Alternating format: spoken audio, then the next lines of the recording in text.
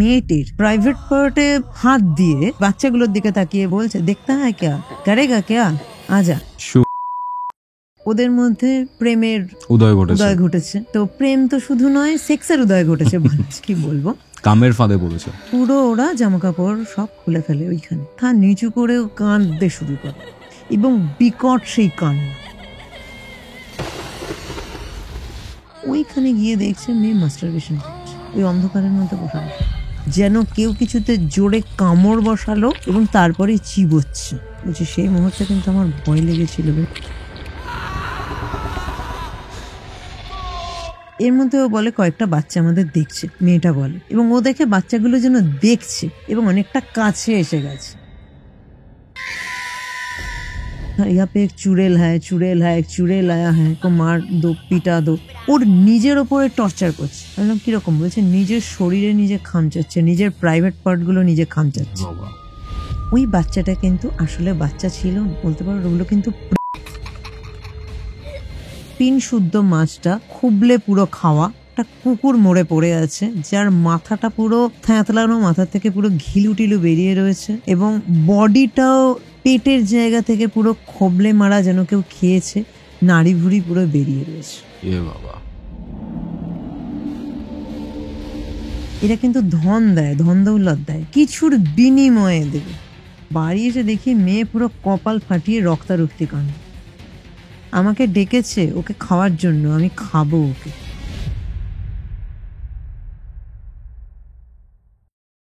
কৌস্তবের আড্ডার আরও একটি অনবদ্য হরর পডকাস্টে আপনাদের সকলকে স্বাগতম জানাচ্ছি। আমি কৌস্তব। আজকে আমাদের সাথে রয়েছেন মৌমিতা গাঙ্গুলি।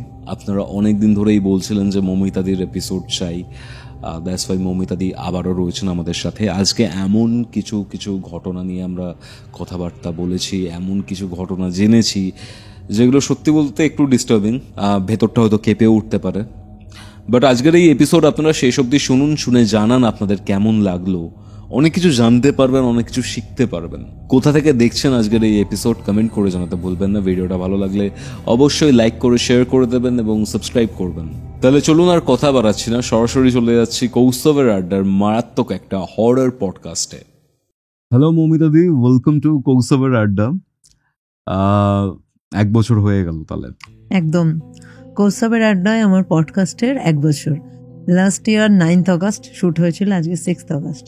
এক্স্যাক্টলি 9 আর 6, আর দুটোই স্পিরিচুয়াল নাম্বার। এক্স্যাক্টলি। আমাদের মেন পয়েন্ট হচ্ছে যে আগের বছর যখন আমরা পডকাস্ট করেছি, সেই পডকাস্টে বিভিন্ন জিনিস উঠে এসছে। তোমার সাথে পডকাস্ট করতে গেলে একটা জিনিস আমার ফিল হয়েছে, নতুন অনেক কিছু জানতে পারছি। আজকে আমরা হয়তো অনেকগুলো বিষয় অনেক ডিটেলে কথাবার্তা বলবো, মানে খুব শর্ট হয়তো হবে না। তো পপকর্ন নিয়ে বসে যান অ্যান্ড এনজয় করুন আজকের এই পডকাস্টটা। কারণ আজকের এই পডকাস্টে এমন কিছু কিছু জিনিস রিভিল হবে যেগুলো সত্যি কথা বলতে আপনাদের নিজেদের লাইফ, কাছের মানুষের লাইফ এবং ওভারঅল যদি লাইফে উন্নতি করতে চান বা এগোতে চান, সেই এগোনোর জায়গাতে যদি কিছু বাধা হয়ে দাঁড়ায়, সেগুলোকে নির্মূল করে দিতে পারে। তো খুব মাইনুটলি আজকের এই এপিসোডটা শুনবেন। তুমি একটা ঘাটশিলার কেসের ব্যাপারে বলছিলা, অ্যান্ড এখনকার যা এখনকার জেনারেশনের মধ্যে ডেফিনেটলি একটা ওয়েস্টার্ন প্রভাব তো বেশি রয়েছে। তো আমি বলবো যে উড়নচণ্ডীপনা করতে করতে এমন কিছু জায়গায় এখনকার দিনের জেনজি, যদি আমি কনসিডার করি, তারা ফেঁসে যায়। অবভিয়াসলি মা বাবার এইসবে খেয়াল থাকে না বা তাদের কন্ট্রোলের মধ্যেও থাকে না। কন্ট্রোলে থাকে না। সব থেকে বড় কথা, এই যে তুমি বললে না ওয়েস্টার্ন, আজকের দিনে আমি সবার কথা বলবো না। দেখো, good and bad, dark and light সব কিছুদের মধ্যে আছে। তো এখানে ওয়েস্টার্ন কালচার বলতে, ওয়েস্টার্ন কালচারকে নেওয়া ভালো, ওয়েস্টার্ন কালচারের ভালো দিকগুলো যদি কেউ নেয় তো ভীষণ ভালো, এগোবে, ঠিক আছে। কিন্তু কিছু ইয়ং জেনারেশন, যেটাকে বলে না উড়নচণ্ডী, এরা ইয়ং জেনারেশনটা এনজয় করতে গিয়ে এদের লাগে হচ্ছে ড্রিঙ্ক ছাড়া এদের এনজয় হবে না। আর আজকের একদম নিউ জেনারেশন যেটা হচ্ছে সেক্স ছাড়া এদের রিলেশনশিপে গেল মানে এদের সেক্স। সেই সেক্সটা কোথায় গিয়ে করছি, কিভাবে করছি, কার সাথে করছি, এদের মধ্যে কোনো খেয়াল থাকে না। এরা তো ওয়েস্টার্ন কালচারের এই পার্টটাকেই যেন এরা নিয়েছে ফ্রি সেক্স, কিন্তু অ্যাকচুয়ালি ওরা ওয়েস্টার্ন কালচার ফ্রি সেক্স বলতে কি বোঝায়, কি মিন করে সেটা কিন্তু নেই। আজকের দিনে দাঁড়িয়ে অনেক ছেলের বলবো বা অনেক মেয়ের বলবো, তারা খুব বলছে free sex free sex free sex, কি হয়েছে, কিছু হয়নি, রিলেশন করছি। আমার কাছে অনেক ক্লায়েন্ট আসে, তারা বলে যে মেয়েটাকে হয়তো জিজ্ঞাসা করছি, আমার ম্যাক্সিমাম ক্লায়েন্ট জানোই মেয়েটাকে জিজ্ঞাসা করছি, তোমার এজ এখন 17, তুমি কেন একটা হোটেলে গেলে? অ্যালাউ করলো ওরা, অ্যালাউ করলো মানে বয়ফ্রেন্ড তো বলছে তুমি চলো চলো চলো, আমি তোমাকে ভীষণ ভালোবাসি, বিশ্বাস কেন করছো না, কি হয়েছে, তার মানে তুমি আমাকে বিশ্বাস করো না? প্রমাণ দাও। তো বিশ্বাস করানোর জন্য, প্রমাণ দেওয়ার জন্য কি এইটাই একমাত্র জিনিস আছে যেটা সেক্স, আর কি কিছু নেই? জানি না। তো ইয়াং জেনারেশন মানে ভেবে নিয়েছে ওয়েস্টার্ন কান্ট্রির এটা, কিন্তু ইয়াং জেনারেশনের এটা কিন্তু ওদের যে কালচার, ওরা যেভাবে জিনিসটাকে ভাবে সেইটা কিন্তু না। ওরা কিন্তু সেক্স ফ্রি মানে যেখানে সেখানে হোটেলে, রেস্টুরেন্টে, রিসর্টে চলে যাচ্ছে না। ওরা কিন্তু অ্যাকচুয়ালি সেক্সুয়ালিটির জ্ঞান অর্জন করছে। আমাদের দেশ কিন্তু সেটা করছে না। আজকের দিনে দাঁড়িয়েও প্রচুর ছেলে আছে যারা কিন্তু বিয়ের আগে আমার বউ ভার্জিন হতে হবে, সেই ছেলেটিই কিন্তু তার কোনো গার্লফ্রেন্ড আগে ছিল যার ভার্জিনিটিকে ডিস্ট্রয় করেছে, কিন্তু বিয়ের সময় সে বলছে না না তোমার সাথে সেক্স করেছি, তুমি বলা যায় না তুমি কতজনের সাথে করেছো, তোমায় কেন বিয়ে করবো? তাহলে এটা কোনো ওয়েস্টার্ন কালচার হলো? এক্স্যাক্টলি, তাই না? আমার কাছে আছে এরকম ক্লায়েন্ট। মানে ওয়েস্টার্ন কালচারে যদি ওয়ার্ক এথিক্স বা আদার্স যে ভালো জিনিসগুলো রয়েছে, সেক্সুয়ালিটির নলেজ মেন, সেই নলেজ কিন্তু গেইন করেনি এরা, শুধু সেক্সটা করাকে গেইন করে। আর আমি শুধু জেনারেশনের উপর দোষ দেব না, ঠিক আছে, সবকিছু আছে, কারণ আমাদের দেশে সেরকম ভাবে জিনিসটা অ্যাকসেপ্টেবল নয়। যেখানে বসে কামসূত্র লেখা হয়েছে, যেখানের এতটা চেতনা ছিল আগেকার দিনের মানুষের, মন্দিরের মধ্যে এরকম টাইপের অনেক পশ্চার আমরা দেখতে পাই। অবভিয়াসলি এডুকেশনাল পারপাস, সেটা আমরা ভুলে গেছি। না, সেটা নেই, এখন নেই। এন্ড একটা জাস্ট আমরা উইদাউট নলেজ আমরা জিনিসটাকে কপি করছি স্কুল দেখাবার জন্য। আর আমার ঘটনাটা এই জন্যই তোমার থেকে জানতে চাওয়া যে এরকম কিছু করতে গিয়ে তোমার কোনো ক্লায়েন্ট মেবি খুব বাজে একটা কন্ডিশনের মধ্যে পড়েছিল, খারাপ সিচুয়েশন। ঘাটশিলায় ঘটেছিল। ঘাটশিলার ওখানে একটা জায়গা আছে বলে, ওকে, পাহাড়পুর বলে। ওই পাহাড়পুরের ওখানে বলে একটা জায়গা আছে, কি? হ্যাঁ, জায়গাটার এরকমই নাম, টুমংডুংরি। তো এই জায়গা, ওখান থেকে একটা পিছন থেকে একটা তোমার মাটির রাস্তা আছে, মানে ভদ্রলোক আমাকে যা বর্ণনা দিয়েছে যে আমাদের এই জায়গা, আমি এই জায়গাটা এক্সাক্ট আমি কখনো যাইনি, ভদ্রলোক আমাকে বলেছে। তো ওখানে একটা মাটির রাস্তা আছে, এবং ওই মাটির রাস্তা পাহাড় এবং জঙ্গলের মাঝখানে বহু আগে ওখানে কপার মাইন ছিল, কারখানা ছিল কপার মাইন, এবং বিদেশি কোম্পানি ছিল। এখন সেই কোম্পানি উঠে গেছে, কারখানাটা শুধু ধ্বংসস্তূপ বলতে পারো পড়ে রয়েছে।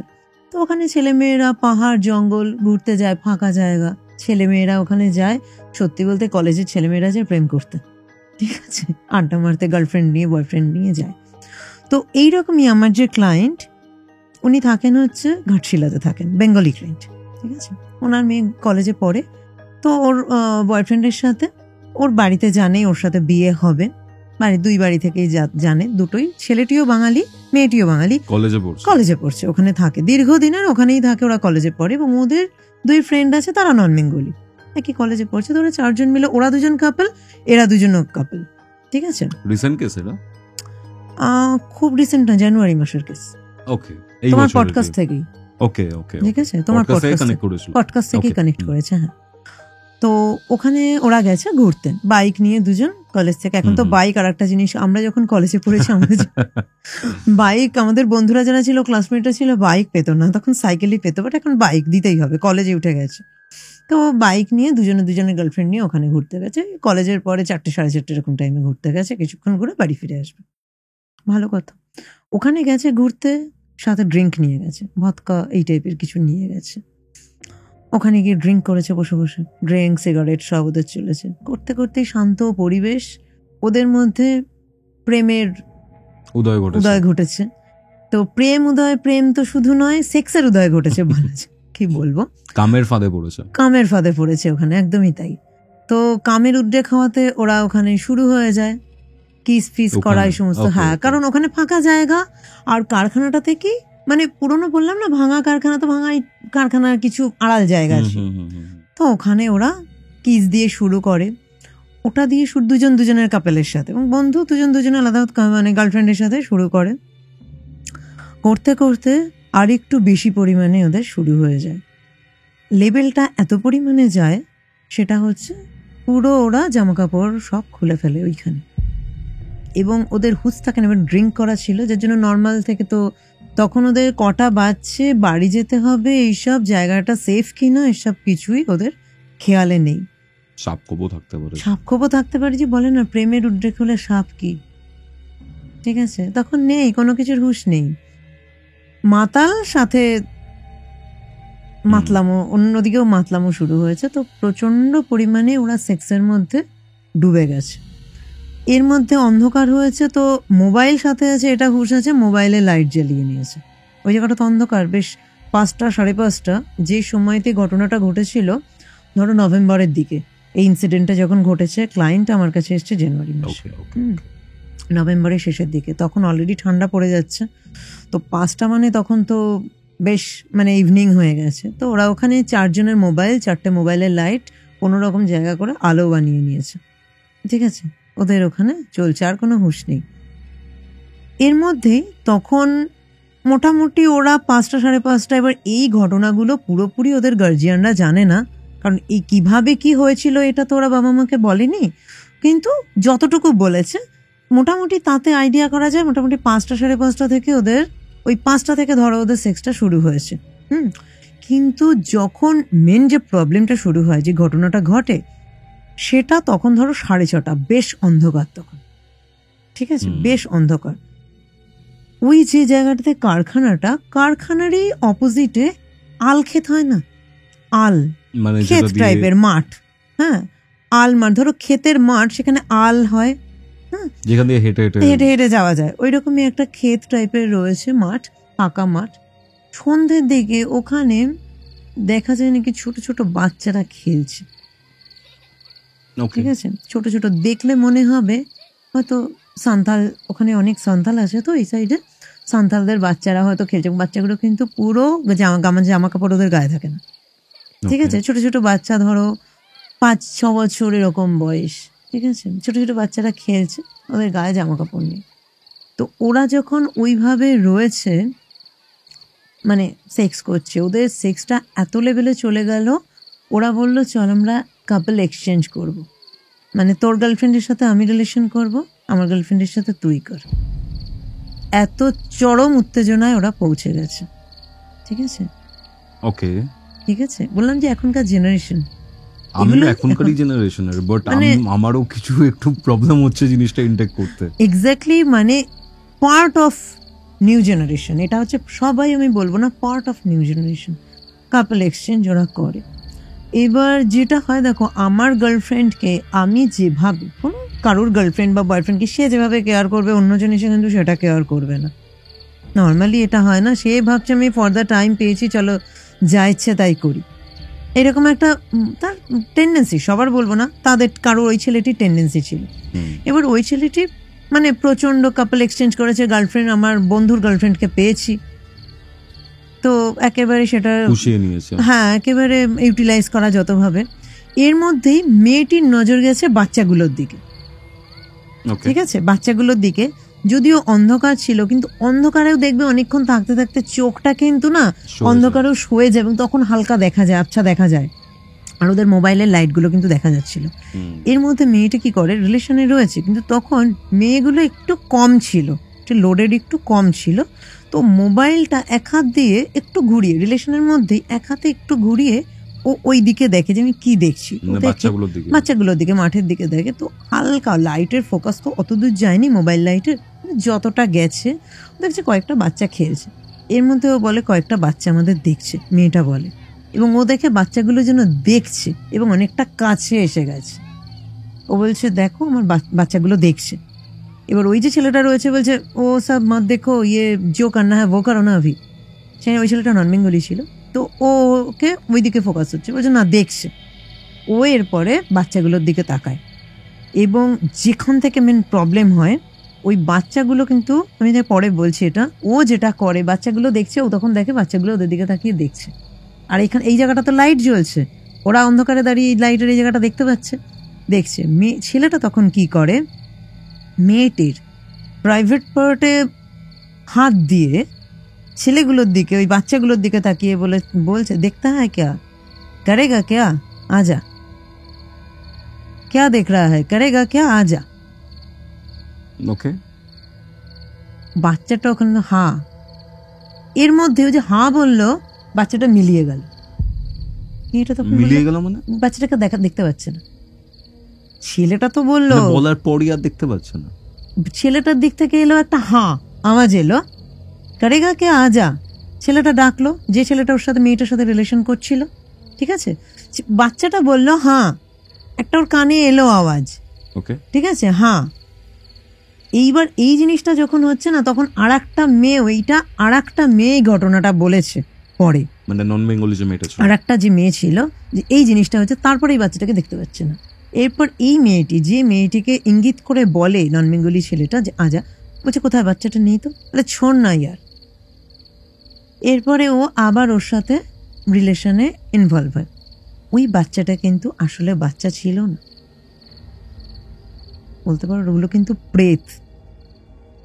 ওই সাইডে একরকমের প্রেত আছে যারা ছোট বাচ্চা, ওদের বলে ধনকুন্দ্রা। ওরা দেখবে, তুমিও ওদের দিকে তাকিয়ে থাকবে না, ওরা তোমার দিকে তাকিয়ে থাকবে। যেই বলবে যে আয় এদিকে আয়, বাচ্চাদের দেখে অনেক সময় কি আদর করে যে এদিকে আয়, ও গায়েব হয়ে যাবে, এবং ও কিন্তু তোমার এদিকে চলে আসবে, তোমাকে পজেস করতে পারে। বা তুমি যদি ঘর থেকে দাঁড়িয়েও ওখানে দেখো, তোমার ওখানে এমনও আছে যে ঘাটশিলার এই সাইডে, যে কারো বাড়ির মধ্যে দূরে হয়তো ইভিনিং এর পরে সে তার ঘরে রয়েছে, ঘরের জানালা থেকে হয়তো দেখছে যে দূরে এরকম বাচ্চারা রয়েছে, বাচ্চাদিকে এদিকে দেখছে, বললো এদিকে আয়, তো সে তাকে দেখবে যে আর দেখতে পাচ্ছে না, তার ঘরে আসবে, ঠিক আছে। এবং ওই সময় কিন্তু ঘরের কোনো না কোনো ক্ষতি করবে, কারোর না কারোর ক্ষতি করবে। কিন্তু ধন কুন্দ্রা, এরা কিন্তু ধন দেয়, ধন দৌলত দেয়, কিন্তু কিছুর বিনিময়ে দেবে। তুমি যে এন্টিটির কথা বলছো তার সাথে আমি বেঙ্গলের একটা এন্টিটির কানেকশন পাচ্ছি, সেটা হচ্ছে গুদ্রবঙ্গা।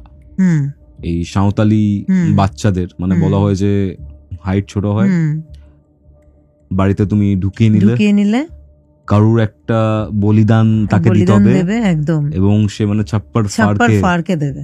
ধন কুন্দ্রা, হ্যাঁ হতে পারে, কারণ সাঁওতালের মাধ্যমেই কানেক্টেড, সাঁওতালি জিনিসপত্রের সাথে ধন কুন্দ্রা ওদের বলে।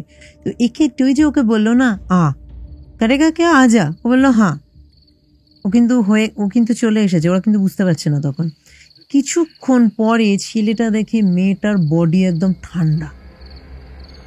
কি হলো, মানে ছেলেটা খুব অবাক হয়ে যায়, আরে তেরা ক্যা হুয়া।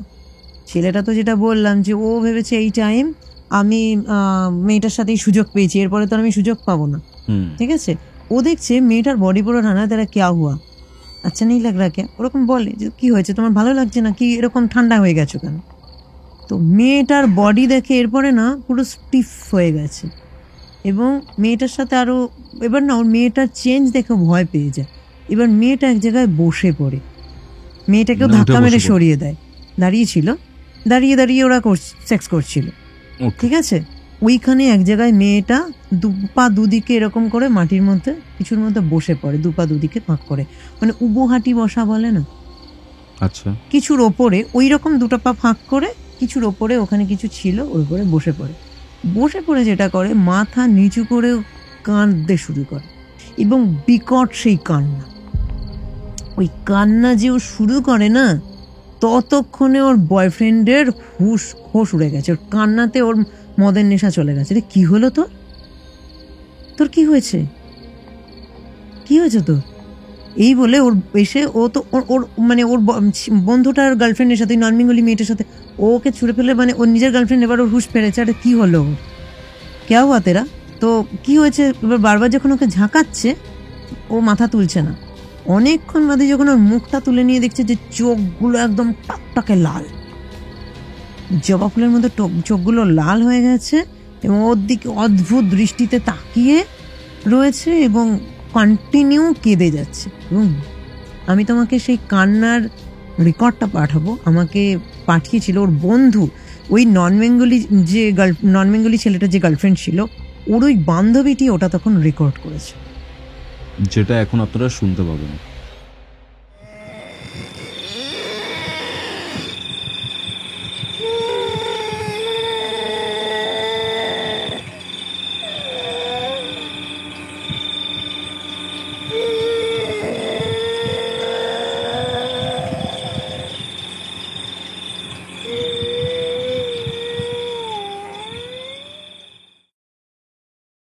ওটা আমি পরবর্তীকালে এই যে মেয়েটির বাবার থেকে নিয়েছিলাম। ভালোর মধ্যে এখানে বন্ধুগুলো একটা কাজ করেছে, এবার তখন ওই ছেলেটি বলে ইসকো কুছ হো গয়া, ভাগ ইয়াসে বলে ওর গার্লফ্রেন্ডকে নিয়ে বাইক নিয়ে মানে ও ওখান থেকে বেরিয়ে এসছে, কোনো রকমে পড়িমড়ি করে ও বেরিয়ে এসছে।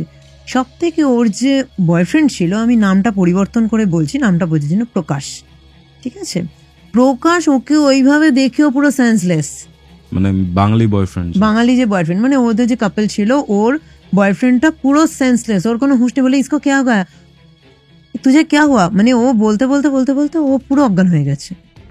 ওই ছেলেটি তখন বলে যে ওর উসকো কুছ হো গয়া, ভূত পাকড় লিয়া শায়দ, ভাগ ইহা সে বলে ওর গার্লফ্রেন্ডকে নিয়েও চলে আসে। ভালোর মধ্যে ওরা যে কাজটা করেছিল, ওর চলে আসে, মেয়েটি ওকে বলেছিল ওদেরকে ফেলে তুই চলে এলি কেন তুমি, তখন বলে আমরা ওখানে থেকে কিচ্ছু করতে পারবো না, আমরা ওখানে থেকে মরবো, বাড়িতে খবর দেবো। তখন যে বাড়িতে কি বলবে, বলছে আমি কিছু বলে দেবো।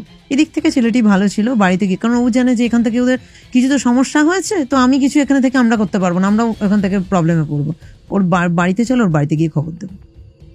ছেলেটি যায়, বললাম সেটা ফিরিয়ে নিচ্ছে এখন। হ্যাঁ, ছেলেটি এই হেল্পটা করে যে ওরা অ্যাকচুয়ালি খুব ভালো বন্ধু ছিল, এবার মদ খেয়ে ওইভাবে কাপল এক্সচেঞ্জ করেছে, মানে আজকালকার জেনারেশন যেটা হয়, তার মানে এই নাকি জবরদস্তি করে, ওই রকম না, ওরা খুব ভালো বন্ধু। ওর বাড়িতে যায়, বাড়িতে গিয়ে এত ঘটনা তখনও বলেনি, এমনি বলে যে আমরা ঘুরতে গেছিলাম, ঘুরতে ঘুরতে আমাদের দেরি হয়ে গেছে, আমরা এমনি একটু অ্যাডভেঞ্চার করতেই ভেবেছিলাম আজকে বেশিক্ষণ থাকবো ওখানে, কেউ যায় না, শুনেছি ওখানে এরকম ধনকুন্ডরা এসব আছে, তো আমরা ট্রাস্ট করতেই না এই জিনিসগুলো, আমরা একটু অ্যাডভেঞ্চারের জন্য বেশিক্ষণ ছিলাম। এই সব গল্প বলেনি, এগুলো পরবর্তীকালে মেয়েটির কাছ থেকে জানা যায়। তো ভদ্রলোককে গিয়ে বলে যে ওখানে ওরা এরকম রয়েছে, তো আপনারা যান। প্রকাশের বাড়িতেও বলে, ঠিক আছে। এবার প্রকাশের বাড়ির থেকে যায়, এবং প্রকাশের বাড়িতে যেহেতু ওদের দুই ফ্যামিলি থেকে একটা জানা চেনা হয়ে গেছিল এবং বিয়ে দেবে এটাও ঠিক ছিল, জানতো, প্রকাশের ফ্যামিলি তখন আর খবর দেয় না, জানি ঠিক আছে মেয়েটা ওখানে আছে, আমরা নিয়ে আসবো। প্রকাশের ফ্যামিলি ওখানে গিয়ে প্রকাশকে দেখতে পায়, কিন্তু মেয়েটাকে দেখতে পায়। মেয়েটা তো কাঁদছিল, মেয়েটা কাঁদছিল ওখানে বসে, মেয়েটা ওখানে নেই, আর প্রকাশ অজ্ঞান হয়ে রয়েছে। প্রকাশ অজ্ঞান হয়ে রয়েছে। প্রকাশকে ওরা বাড়ি নিয়ে আসে। এবার ওরা ভাবে যে আমরা মেয়েটার বাড়িতে কি বলবো, ওরা তো ভেবেছিল আমরাই গিয়ে মেয়েটাকে নিয়ে আসবো ওখান থেকে, কারণ মেয়েটা তো ওদের বাড়িতে যাতায়াত রয়েছে, প্রকাশের গার্লফ্রেন্ড পরে বিয়ে করবে ওরা। কিন্তু ওরা কিছু খোঁজ পেল না মেয়েটার। প্রকাশকে কোনোভাবে বাড়িতে আনে, এবং তখন ওরা ওর বাড়িতে, মানে প্রকাশের বাবা মেয়েটির বাবাকে খবর দেয়, এরকম এরকম হয়েছিল, আমি তোমাকে আগে খবর দিইনি, আমি গিয়ে ভেবেছিলাম নিয়ে আসবো, কিন্তু আমি গিয়ে দেখলাম নেই, চলো তুমি, আমরা ওকে খুঁজি। এবার প্রকাশকে ও বাড়িতে রেখে ওর বাবাও, ইভেন প্রকাশের বাবা আর মেয়েটির বাবা বেরোলো, ওই জায়গাটায় আবার গিয়ে ভালো করে খুঁজলো, পুরো জায়গা কোথাও নেই।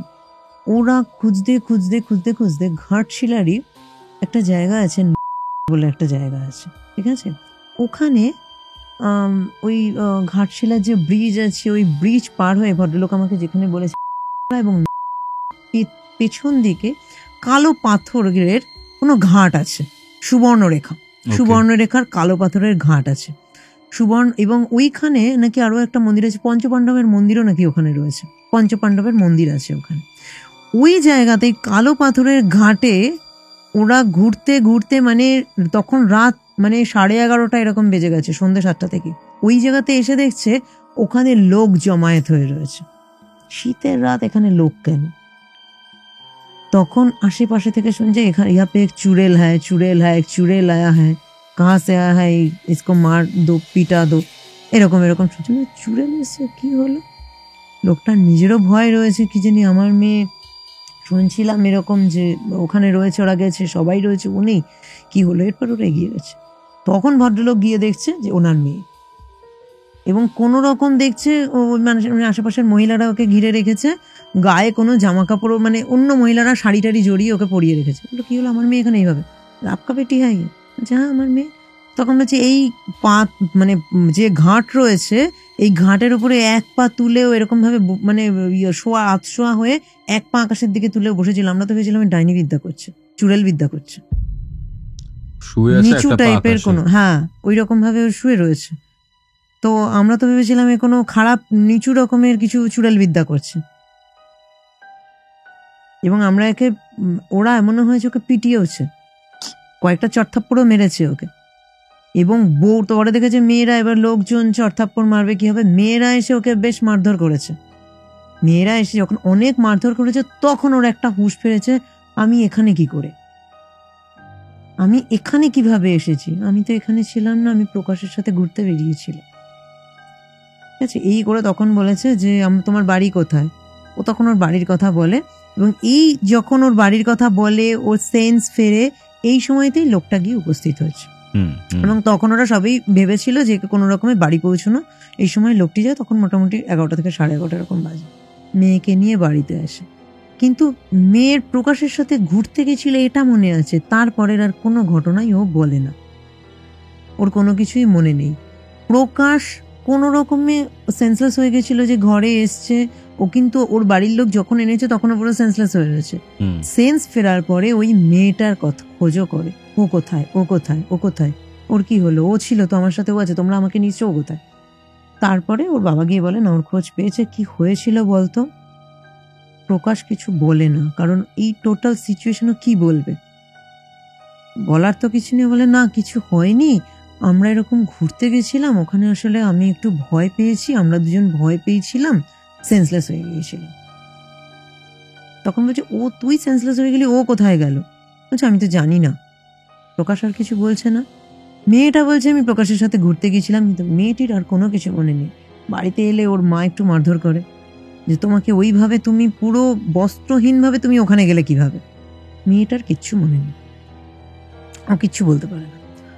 সেদিন কাটে, সেদিনটা কেটে যায়, 2 দিন কাটে, 3 দিনের দিন হঠাৎ মেয়ে সন্ধ্যাবেলায় নেই। সন্ধ্যাবেলা নেই তো নেই, মানে নেই। কোথায় গেল মেয়েটা, কোথায় গেল? প্রকাশ কোথায়? না প্রকাশ তো বাড়িতে রয়েছে, প্রকাশ নেই। কলেজও সেদিন ছুটি ছিল, যে কলেজ গেছে, কলেজ থেকে গেছে, বাড়িতে ছিল, বাড়ি থেকে হঠাৎ ইভিনিং টাইমে নেই। ওর বাবা আবার খুঁজতে পেরেছে মেয়ের কি হলো, মেয়ে গেল কোথায়। খুঁজতে খুঁজতে ওর বাবার একটা কি মনে হয়েছে, ওই কারখানার ওখানে আবার গেছে। ওইখানে গিয়ে কপার মাইন্ডের, হ্যাঁ ওই কারখানার ওখানে গেছে, কয়েকজন আশেপাশের বন্ধু বান্ধব নিয়ে খুঁজতে খুঁজতে গেছে। ওই আগের দিন যে ঘাটের ওখানে পেয়েছিল ওখানেও গেছে, কিছু লোককে ওখানে পাঠিয়েছে, এবং নিজে গেছে কপার মাইন্ডের কাছে 2জনকে নিয়ে। ওখানে গিয়ে ওর বাবা আমাদের যেটা কখন বলে আমি ভাবিনি আমার মেয়েকে কোনোদিন ওইভাবে ওই অবস্থায় দেখব। ওইখানে গিয়ে দেখছে মেয়ে মাস্টারবেশন করছে, ওই অন্ধকারের মধ্যে বসে বসে। অদ্ভুত। আমি মানে কথা বলছি, আমার আওয়াজটা ভেতরে ঢুকে যাচ্ছে। ওইখানে বসে, আর নিজের বাবা দেখছে, নিজের বাবা দেখছে, তখন ওর হুঁশ নেই, এবং মুখ থেকে বিদ্ঘুটে আওয়াজ, গায়ে কোনো জামা কাপড়গুলো পাশে খোলা, তাও অর্ধেক জামা কাপড় ওখানেও নেই, অর্ধেক জামা কাপড় কোথায় তার ঠিক নেই, কিছু একটা দেখলো ওখানে রয়েছে, আর কোথায় জানে না। সেই অন্ধকারের মধ্যে তখন তো মানে ওর বাবা আশেপাশে 2জন লোককে নিয়ে গেছিল, ভেবে মানে ওর বাবা তো বলছে আমি তখন মানে লজ্জায় মরে যাচ্ছি, আমার মেয়ে মানে সমস্ত দিকে লজ্জা। একে তো এখানে বলবে আমার মেয়েকে ভূতে ধরেছে, এই একটা জিনিস, আর আমার মেয়েকে এইভাবে, ও তো জন লোক, আমরা মানে এইভাবে, আমি শুধু একা দেখছি না, আমার মেয়েকে পাশেরও 2টো লোক, ভদ্রলোক দেখছে।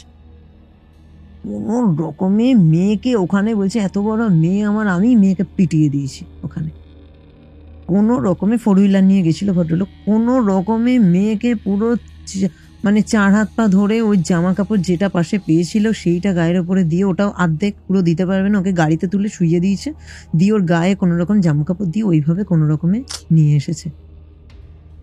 এরপরে মেয়ের একটা অদ্ভুত জিনিস হয়ে গেল, ওর এটা একটা মানে কি বলবো, ওর এইটাই করে সারাদিন, বলছে আর কোনো খাওয়া নেই দাওয়া নেই, কিচ্ছু নেই, কথা নেই বার্তা নেই, সারাদিনে মাঝে মাঝে ও নিস্তেজ হয়ে পড়ে থাকে।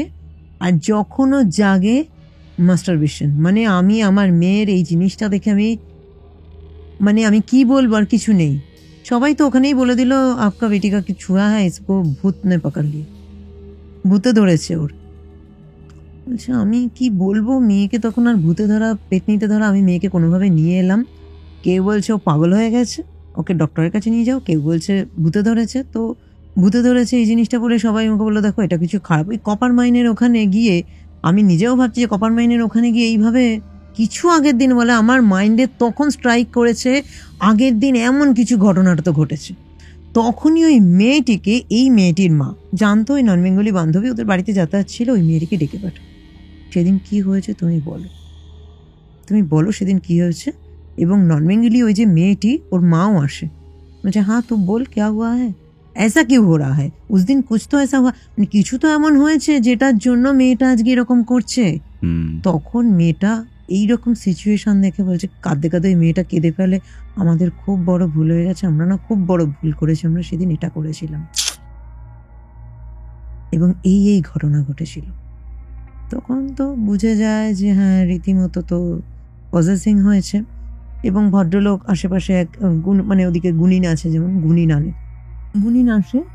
গুণিন এসে মেয়েটিকে দেখে এবং মেয়েটি তখন পুরো বিধ্বস্ত অবস্থায়। ওকে কোনো রকমের জামা কাপড় একটা পরিয়েছে, কারণ লাস্ট এই যে 7 days বাদে গুণিন আসে, এই 7 days-এ লাস্ট 4 to 3 days ওর গায়ে কোনো জামা কাপড় ওর রাখতোই না, জামা কাপড় পরাতো ছিঁড়ে ফেলে দিত কোনো রকম। এবং চুল বাঁধা, খাওয়া দাওয়া, বলছে 7 দিনে আমার মেয়ের কঙ্কালের মতো চেহারা হয়ে গেল, কারণ ও খায়নি 7 দিনেও খায়নি।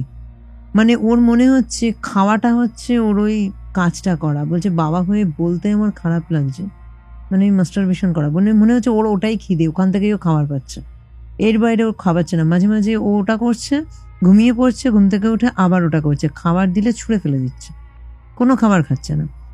তো গুণিন আসে যেদিন, কোনো রকমে মেয়েকে সামনে আনে, ধরে টোরে বিধ্বস্ত অবস্থা। এবং গুণিন জিজ্ঞাসা করে ওকে, যে কথা বলে তো কনভারসেশনে, যে তুমি কে এবং ওকে কেন, আমি তো বুঝতে পারছি যে তুমি কিছু ভর করেছো ওর ওপরে, তুমি কে বলো, আর ওকে কেন ক্ষতি করছো, বাচ্চা মেয়েটাকে কেন ক্ষতি করছো, তুমি বেরিয়ে যাও। তখন বলবে আমি তোর কোনো ক্ষতি করিনি, আমি তো কোনো ক্ষতি করতাম না, আমাকে ডাকলো কেন, আমাকে ডাকলো তাই জন্য তো আমি এলাম, আমি এখন আমাকে ডেকেছে ওকে খাওয়ার জন্য, আমি খাবো ওকে। ওকে ডেকেছে খাওয়ার জন্য, মানে এটা কেন বলছে? এই সময়তে ওর বান্ধবীকে, যে বান্ধবী কিছু কিছু ঘটনা বলেছি তোমাকে, সেই বান্ধবীকে আবার ডাকে, যে কি হয়েছে আবার বল। ও বাদ দিয়ে বলেছিল, কারণ সব তো বলতে পারছে না। ওই বান্ধবী তখন বলে এই জিনিসগুলো হয়েছিল। তখন ওদের কাছে ধানকুন্ডা ব্যাপারটা পুরো ক্লিয়ার হয় এবং ভদ্রলোক আমাকে বলে। তো এরপরে গুণিন ভদ্রলোককে বলে আপনি অন্য কোথাও দেখান। এবার অন্য কোথাও দেখাবে, বলছে আপনি কারো খোঁজ দিন। বলছে আমার জানা নেই কারোর খোঁজ, ঠিক আছে অন্য কাউকে দেখান, আমি এত বড় কিছু না, আমি টুকটাক ঝাড়পোক করি, কাউকে ওষুধ দিই, আমি এত বড় কিছু করতে পারবো না, ওকে তো পুরো খেয়ে নেবে, ঠিক আছে আপনার মেয়েকে আপনি বাঁচাতে পারবেন না। পরে ও যে ডেলি যে কাজটা করছে, এটা করতে করতেই ও না খেতে খেতে মরে যাবে, ঠিক আছে। তো তারপরে ভদ্রলোক খোঁজা শুরু করে এবং এখানে কলকাতাতে ওনার রিলেটিভ আছে, মানে ব্যারাকপুরে, আমাদের ব্যারাকপুরে অ্যাকচুয়ালি ওনার রিলেটিভ আছে। ওই রিলেটিভের সোর্সেই তোমার পডকাস্টটা ওনাকেও দেখা, যে এনার সাথে আপনি দেখুন, এনার পডকাস্ট দেখো আর যোগাযোগ করো। ওই পডকাস্টটা ভদ্রলোক দেখে আমার সাথে ওখানে কন্ট্যাক্ট করে এবং তখন আরও ডিটেলসে শুনি। ওকে বলেছিলেন যে ওই বান্ধবীর সাথে কথা বলা যাবে, কারণ আমি আরও ডিটেলসে আপনাদের সাথে হয়তো অনেক কিছু বলতে পারছে না, আমাদের সাথে বলতে পারবে। তখন বলছে ঠিক আছে আমি বলে দেখবো, ওর মা এটা বলে আমি বলে দেখবো, খুব ভালো বান্ধবী, এবং ওর ওই বান্ধবীটাও না মানে খুব কান্নাকাটি করছিল বান্ধবীর জন্য, যে ওর এরকম হয়ে গেল, বাঁচবে তো, ওকে বাঁচানো যাবে না, খুব খোঁজ খবর নিত। তো ওই বান্ধবীটির সাথে, ওই মেয়েটির সাথে কথা বলি এবং আরো ডিটেলসে কিন্তু মেয়েটির থেকেই জানতে পারি যে এই জিনিসগুলো হয়েছিল, ছেলেটা করেছিল।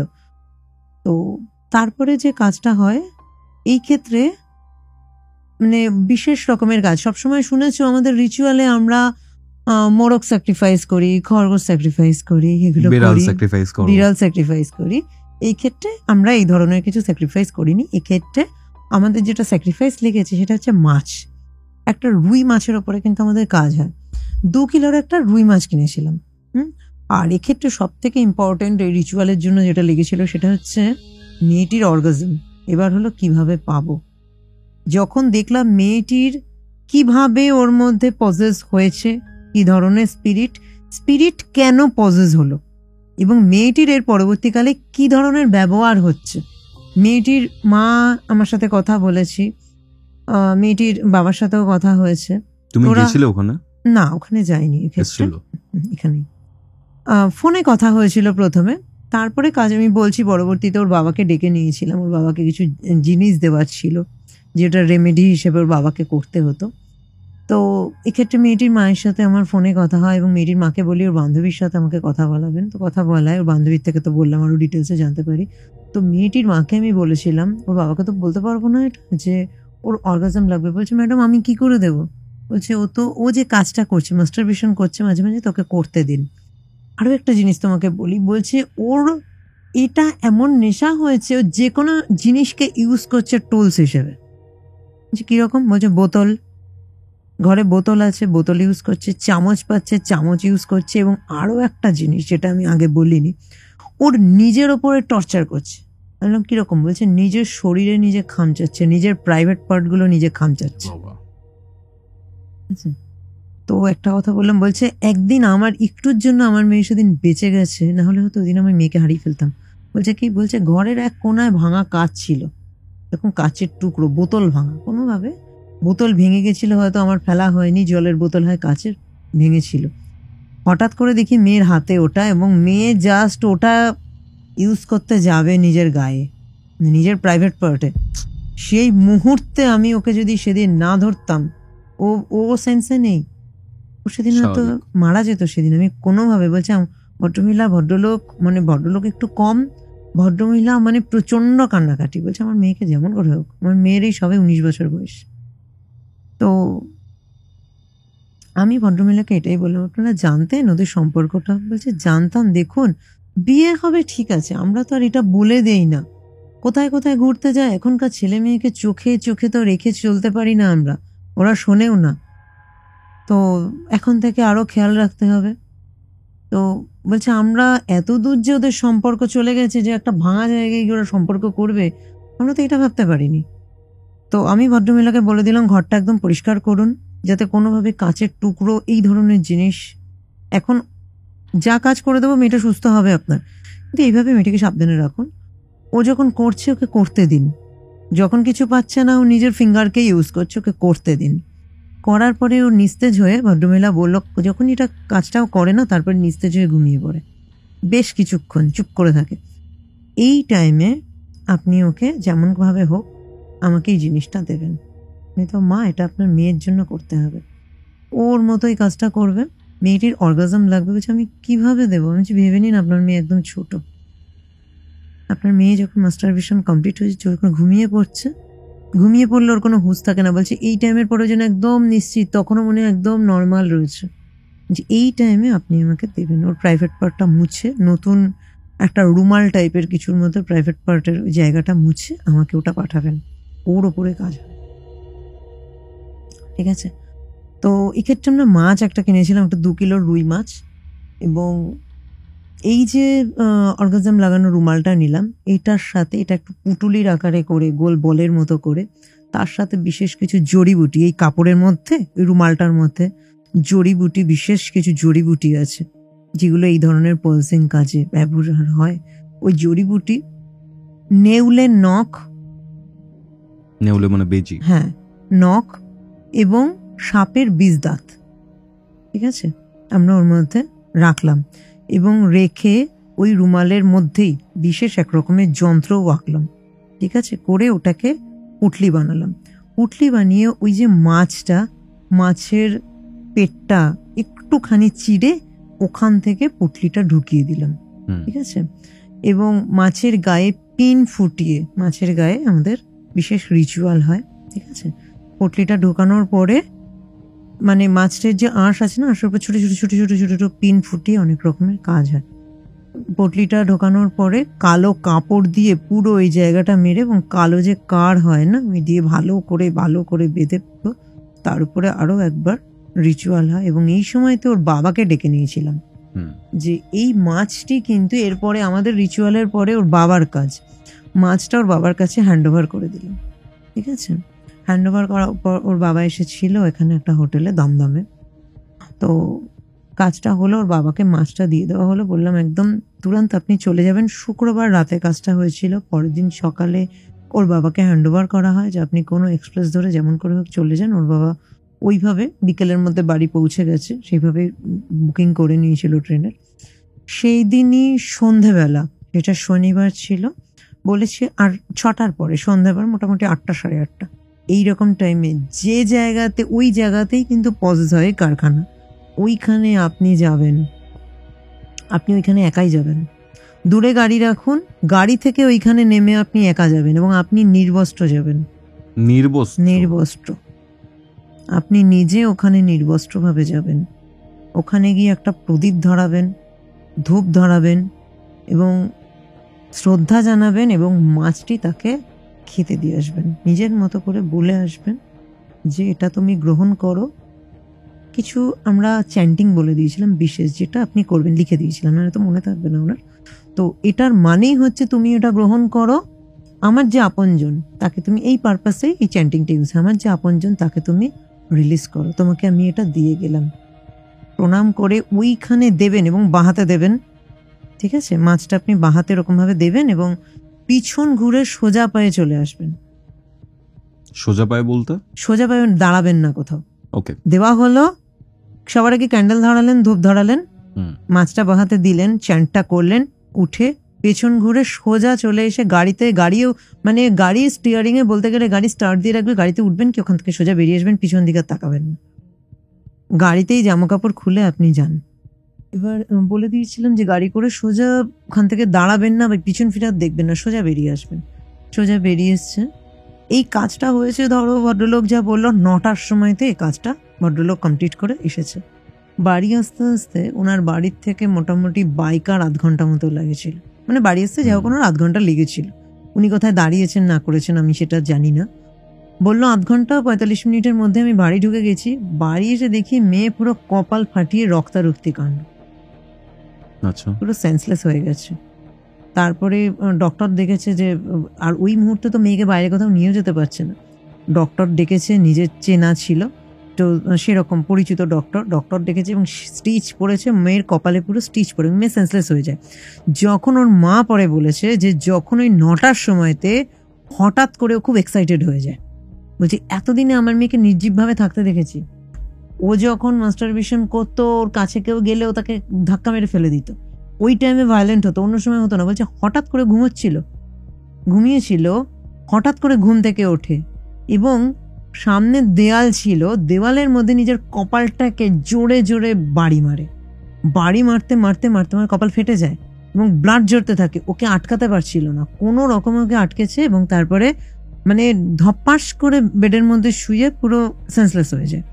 ডক্টর আসে, স্টিচ পড়বে, তারপরে ওকে স্টিচ দেয়, 4-5টা মতো স্টিচ পড়েছিল। বলছে সব থেকে মেয়ে যে এই যে সেন্সলেসের পরে মেয়ের যে জ্ঞান এলো, মেয়ে বলছে আমি কোথায়, কিচ্ছু মনে নেই, আমি কোথায়, আমার মাথা প্রচন্ড ঘুরছে, আমার না খুব খিদে পেয়েছে। পুরো 1 সপ্তাহ খিদে। 1 সপ্তাহ না, আমার সাথে আরো বেশি, কারণ আমার এইভাবে 1 মাস কেটেছে। হ্যাঁ রাইট, ঠিক আছে।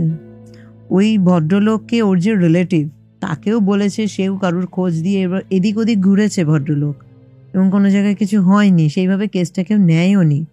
এবং তোমার পডকাস্ট দেখেছে পুরো আমার কাজটা করে রেমেডি দিতে দিতে পুরো রেমেডি। হ্যাঁ হ্যাঁ, মোটামুটি জানুয়ারির রেমেডিটা পেয়েছিল জানুয়ারির ধরো 10-12 দিকে। ঠিক আছে, এখন তারপর আস্তে আস্তে অনেকদিন ট্রিটমেন্ট চলেছে, পরবর্তীকালে অনেক অন্য ট্রিটমেন্ট চলেছে মেয়েটার। কারণ এতগুলো দিনের অনেক দিনই ওর মা হয়তো জোর করে খাওয়াতো, কিন্তু খাওয়া দাওয়া তো মেয়েটার ছিলই না, বডি অ্যাকসেপ্ট করেনি। বেঁচে গেছে যে খুব, মানে এটা ওর খুব ভাগ্য, বেঁচে গেছে। বাকি ছেলে মেয়েগুলোর কি হলো? বাকি ওই দুটো ছেলে মেয়ে ঠিকই ছিল। প্রকাশের প্রবলেম হয়েছিল, প্রকাশ অ্যাকচুয়ালি ট্রমার মধ্যে চলে গেছিল। ওকে ওইভাবে দেখে প্রকাশের ট্রমা অনেক দিন ছিল, অনেক দিন পর্যন্ত প্রকাশের ট্রমা ছিল। আস্তে আস্তে আস্তে আস্তে বেরিয়ে গেছে এবং প্রকাশ আসতো, পরের দিকে প্রকাশ আসতো, ওকে দেখে যেত, করতো। এবার বাড়িতে প্রকাশ, মানে ভদ্রলোক যা বলেছে, মানে প্রকাশের ওর বাবা পুরো লেসন নিয়েছে বাড়িতে ওই জায়গায়, এই যেটা হয়। কিন্তু তখন আর কি করা যাবে, এমনিতে যা হবার হয়েই গেছে। মেয়েটা প্রচন্ড ভাবে এফেক্টেড হয়েছে এবং সব থেকে বড় ওদের যেটা ছিল ওই বাড়িতে, যেটা পরবর্তীকালে জানাজানি হয়ে গিয়েছিল, কাপল এক্সচেঞ্জ। এইসব জিনিসগুলো করা, মানে বাবা মার ওপর দিয়ে প্রচুর মানে ঝড় গেছে। ভদ্রলোক বলছে আমার মেয়ের, দেখি এইবার যদি মেয়ে শুধরোয়, এইরকম একটা ঘটনাতে ছেলে মেয়েগুলো যদি শুধরোয়। আমাকে একটা কথা বলো, সেটা হচ্ছে যে এই যে ভদ্রলোক ওই মাছটা দিয়ে চলে এলেন ওই জায়গাটাতে, উলঙ্গ হয়ে যেতে হয়েছে এবং তুমি বলেছিলে যে সোজা পায়ে ফিরে আসতে হবে, জিনিসটা দিয়ে গাড়ি অন রয়েছে। হ্যাঁ, গাড়ি অন করে রেখেছে।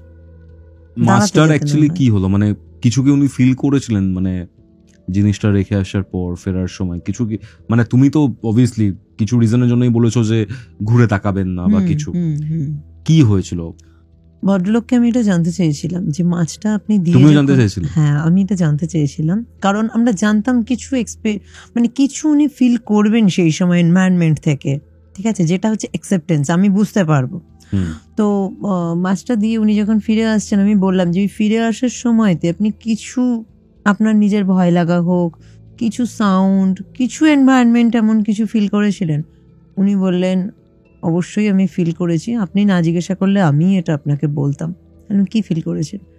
বলছে আমি ধরুন তখন ওই 5 ফিটের মতো ডিস্টেন্সে আছি, আমি ওইখান থেকে পিছন ঘুরে 3টা স্টেপ গেছি, 5 ফিট হবে ম্যাক্সিমাম আমার পায়ে।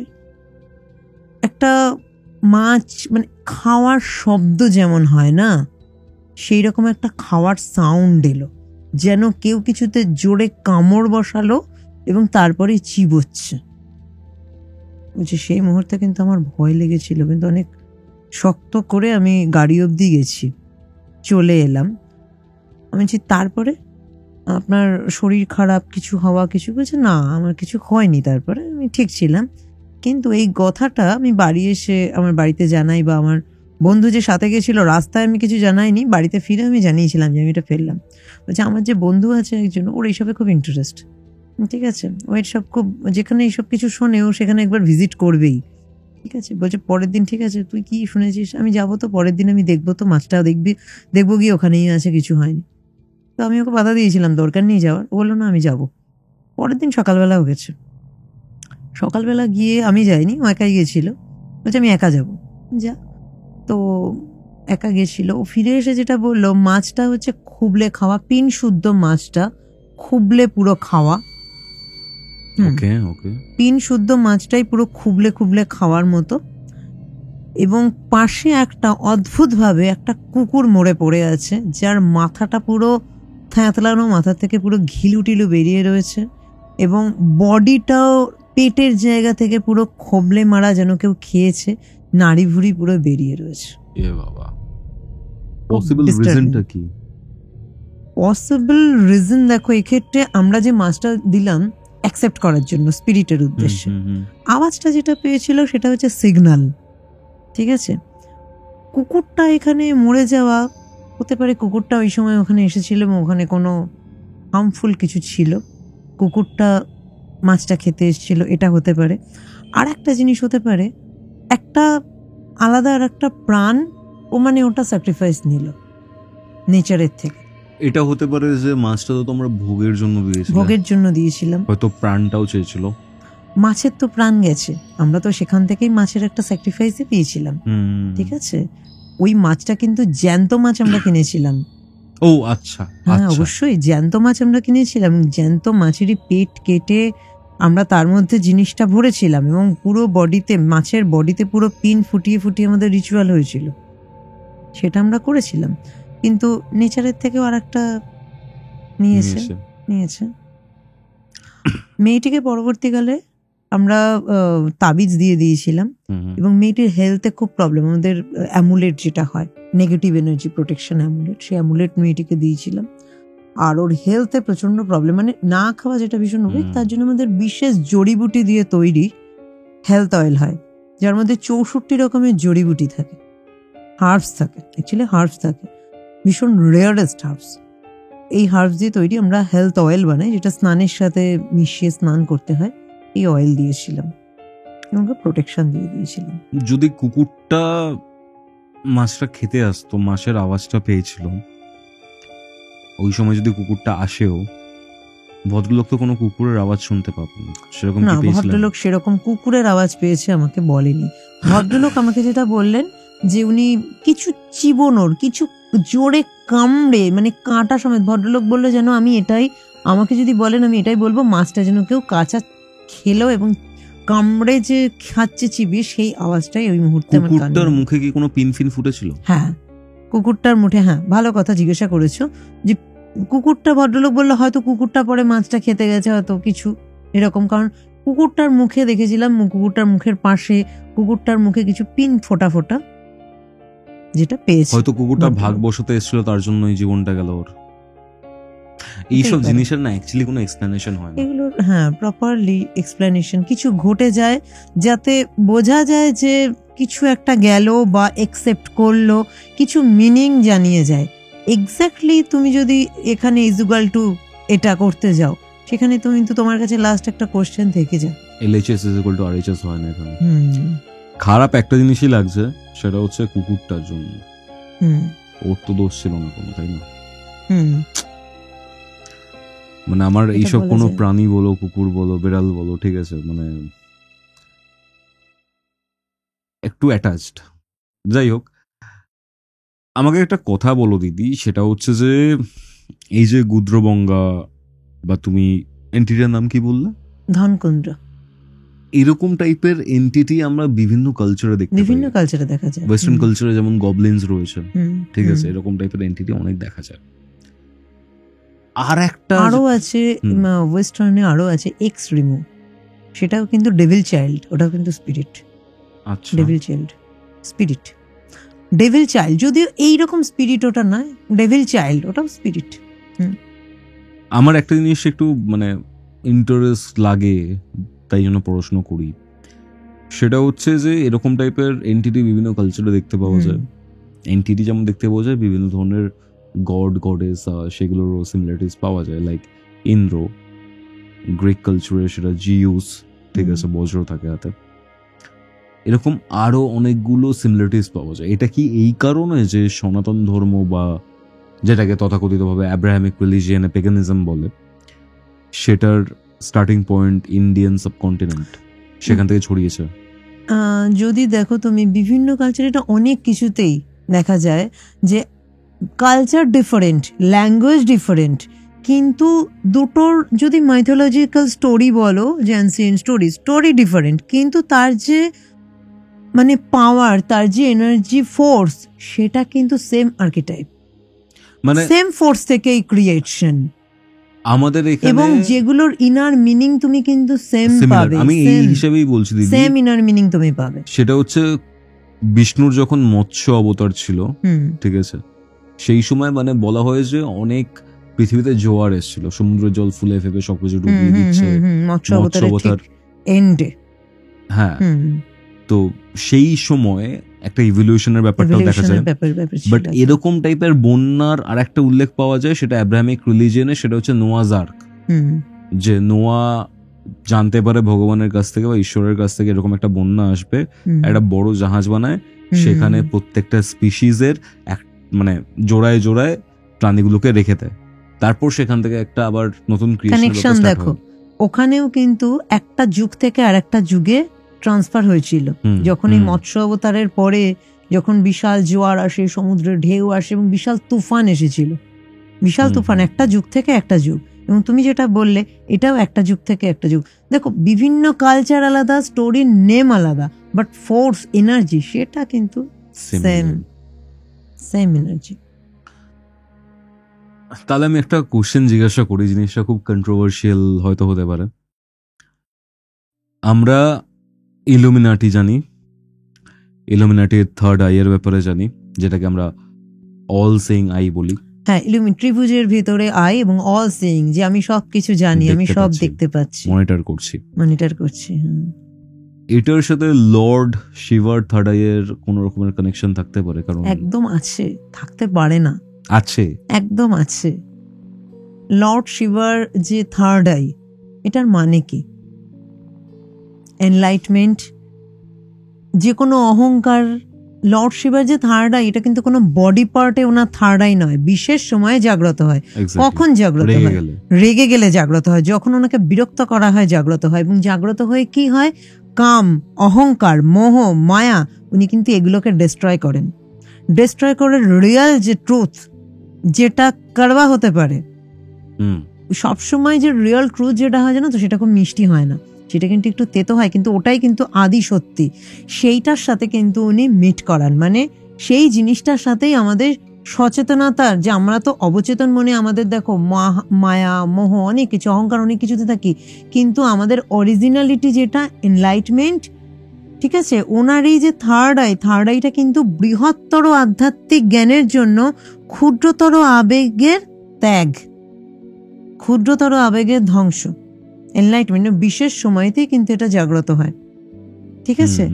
এটা কিন্তু মানে যদি আমরা বলি আমাদের অজ্ঞান চক্রের সাথে কানেক্টেড, ঠিক আছে। এবার যদি আমি লুসিফারিয়ান এই যে আই, ত্রিভুজের ভিতরে আই, এটা আই কি বলছে? অল সিইং আই যদি আমরা দেখি, সেটা কি বলছে? আমি সমস্তটা দেখছি, যেটা তোমরা আমাকে, মানে যেটা সকলের কাছে হিডেন, সেটা কিন্তু আমি দেখতে পাচ্ছি, ঠিক আছে। এবং সেখানেও কিন্তু রিভিল ট্রুথ এবং রিভিল হিডেন নলেজ আমরা জানতে পারি কি, লুসিফার কিন্তু ফরবিডেন নলেজ, যেটা মানব জাতির সামনে আনা হয়েছিল না, সেই নলেজটাকে কিন্তু মানব জাতির কাছে এনেছিলেন, নিয়ে এসেছিলেন লুসিফার, ঠিক আছে। এবং হিডেন ট্রুথ রিভিল করা এনলাইটমেন্টের মাধ্যমে, ঠিক আছে, সেটা কিন্তু অল সিইং আই, ঠিক আছে। এবং আরো একটা জিনিস যেটা হচ্ছে তোমার এই যে আমরা যদি দেখি থার্ড আই অফ শিবা কোন চক্রের সাথে কানেক্টেড? অজ্ঞান চক্রের সাথে, ঠিক আছে। আর এই যদি আমরা এটা দেখি তোমার অল সিইং আই ক্রাউন চক্রের সাথে কানেক্টেড। থার্ড আই কখন জাগ্রত হয়? থার্ড আই এর মানে কি? থার্ড আই কিন্তু কোনো বডি পার্টের আই নয়, এটা হচ্ছে থার্ড আই হচ্ছে সেই জ্ঞান যেটা বস্তুগত, এই ম্যাটেরিয়ালিস্টিক লাইফের বাইরে গিয়ে কোনো জ্ঞান, যেটা আধ্যাত্মিক জ্ঞান, সর্বোত্তম জ্ঞান, সর্বোচ্চ জ্ঞান, সেই জ্ঞান যেটা কিন্তু লোভ, কাম, মোহ, মায়া, অহংকার সবকিছুকে ছাপিয়ে এই কিছুকে ডিস্ট্রাকশন করে, তাই না? আর অল সিইং আই যদি আমরা দেখি, সেটাও কিন্তু হিডেন নলেজ। এবং সেটা সব থেকে আর একটা জিনিস, ইগনোরেন্স। লুসিফার কি করেছিলেন? Protest of ignorance, revolution against ignorance, ঠিক আছে। প্রকৃত সত্যতাকে সামনে আনো, প্রকৃত সত্যকে জানো। এবং এই যে ত্রিভুজ, এর কিন্তু মানে আছে তিনটে, ঠিক আছে। অল সিইং আই এর তিনটে যে ত্রিভুজ, এর কিন্তু তিনটে মানে আছে, মাইন্ড, বডি, সোল। অকাল্ট পারপাসে যদি আমি দেখি, অকাল্টের টার্মে যদি দেখি, ম্যানিফেস্টেশন, উইল, উইজডম, এবং উইজডম, ঠিক আছে। তো শিবের থার্ড আই বলো বা ইলুমিনাটি, দুটো যদি চক্র বলি অজ্ঞান চক্রের সাথে কানেক্টেড, ওখানে ক্রাউন চক্র বা অজ্ঞান চক্রের সাথে কানেক্টেড। এইখানে হচ্ছে ডিস্ট্রাকশন, মোহ, মায়া, সমস্ত কিছু ডিস্ট্রাকশন, এবং একটা উচ্চতর জ্ঞানকে অর্জন করা, উচ্চতর নলেজকে জ্ঞান করা, এবং যেটা মেডিটেশনে হেল্প করে। থার্ড আই মানে কি? জাগ্রত করে কি সেই নলেজটা গেইন হয় যেটা বস্তুগত জীবনের বাইরে, উচ্চতর জ্ঞান। এবং উচ্চতর জ্ঞানের জন্য যে ক্ষুদ্রতম আবেগ আছে সেগুলোকে ডিস্ট্রাক্ট করা। ওখানেও কিন্তু অল সিইং আইতেও কিন্তু সেম, যে ফরবিডেন নলেজকে জানা, অল সিং আই একটা জিনিস বলে, ডোন্ট ট্রাস্ট এনিওয়ান ব্লাইন্ডলি। কাউকে ব্লাইন্ড তুমি ট্রাস্ট করবে না। মেটেরিয়ালিস্টিক লাইফে তুমি যখন থাকবে তখনই আমাদের ট্রাস্ট এইসব জিনিসগুলো আসে। আমরা কাউকে খুব ট্রাস্ট করি, খুব ভালোবাসি, আমরা কিন্তু তার বাইরে গিয়ে কিছু ভাবি না, ঠিক আছে? দুটোকেই কিন্তু একটু নেগেটিভ অ্যাঙ্গেলেই দেখা হয়, দুটোকেই নেগেটিভ। থার্ড আইটা কখন শিবজির থার্ড আই কখন হয়? যখন রেগে যায়, যখন বিনাশের সময় হয়, ডিস্ট্রাকশনের সময় হয়। Destruction, revolution, creation. শিবজির আই থার্ড আই, লর্ড শিবের থার্ড আই কিন্তু এই সময় ডিস্ট্রাকশন। মানে কি, কিছু এমন ঘটনা ঘটলো যেটাতে ভগবান শিব প্রধান্বিত হলেন, ডিস্ট্রাকশন হলো, একটা রিভলিউশন এলো এবং নতুন ক্রিয়েট হলো। এটাই হয়। এবং সত্যতা, সেই যে নিগুড় সত্য যেটাকে বলে, উচ্চতম সত্য, উচ্চতম জ্ঞান, সেই মানে উচ্চতর যে আধ্যাত্মিক জ্ঞান, সেই জ্ঞানকে তুমি অর্জন করো এবং তার মাধ্যমে তুমি নতুন ক্রিয়েট করো। যদি অল সিইং আই বলি, সেখানেও কিন্তু সেটাই বলছে, destruction, creation, destruction, revolution, creation. ঠিক আছে? তো এখানে দুটো মেরু আলাদা, ল্যাঙ্গুয়েজ আলাদা, ঠিক আছে, কনসেপ্ট কিন্তু আলাদা। এখানে হিন্দু কনসেপ্টে লর্ড শিবা এবং খ্রিস্টান কনসেপ্ট থেকে আসছে লুসিফার, লর্ড লুসিফার। দুজনেরই কিন্তু এনলাইটমেন্ট এবং রিভলিউশনের মাধ্যমে, রিভিলিয়াসের মাধ্যমে এনলাইটমেন্ট। এখানে একটা জিনিস আমি একটু জানতে চাই, লর্ড শিবা একদম আদি সত্য, একদম সবসময় তিনি এক্সিস্ট করতেন, করবেন। লুসিফারকে দৈত্যগুরু শুক্রাচার্যের সাথে কম্পেয়ার করা যায়, বা তিনি একদম তিনি। তো লুসিফার লর্ড শিবার থেকে, মানে লুসিফার মানে দৈত্যগুরু শুক্রাচার্যের কথা যদি বলি, তিনি লর্ড শিবার সাধনা করেছেন, সব থেকে প্রিয় শিষ্য ছিলেন। এক্স্যাক্টলি। সব থেকে আমরা যেমন মাইথোলজি বা হিস্ট্রিতে দেখি যে সঞ্জীবনী বিদ্যার জ্ঞান মহাদেব শুক্রাচার্যকে দিয়েছিলেন, কিন্তু অসুরদের জন্য এটা ইউজ করার জন্য তিনি ক্রধান্বিত হন। এবং একটা পার্টিকুলার জায়গায় দেখা যায় লর্ড শিবা নিজের মধ্যে তাকে নিয়ে নিয়েছেন, আটকে রেখেছেন। এবং লর্ড শিবার মানে পরবর্তীকালে কিন্তু রিভার্ট হয়েছে ওনার। যেটা যদি আমি পরবর্তীতে বলতে চাই, লুসিফার ভার্সেস, আমি আরো ডিটেলসে অন্য এপিসোডে এটা নিয়ে আরো কথা বলবো, আরো ডিটেলসে বলা যায়, মানে আমি যেটা বলতে চাইছিলাম সেটা হচ্ছে তোমার লর্ড শিবার শুক্রের মাধ্যমে বেরিয়েছেন, মানে শুক্রাণুর মাধ্যমে বেরিয়েছেন, এবং ওনার কিন্তু রিবার্থ হয়েছে। এবং রিবার্থ হওয়ার পরে দৈত্যগুরু শুক্রাচার্য কিন্তু অনেক গুপ্ত সাধনা শিখেছেন।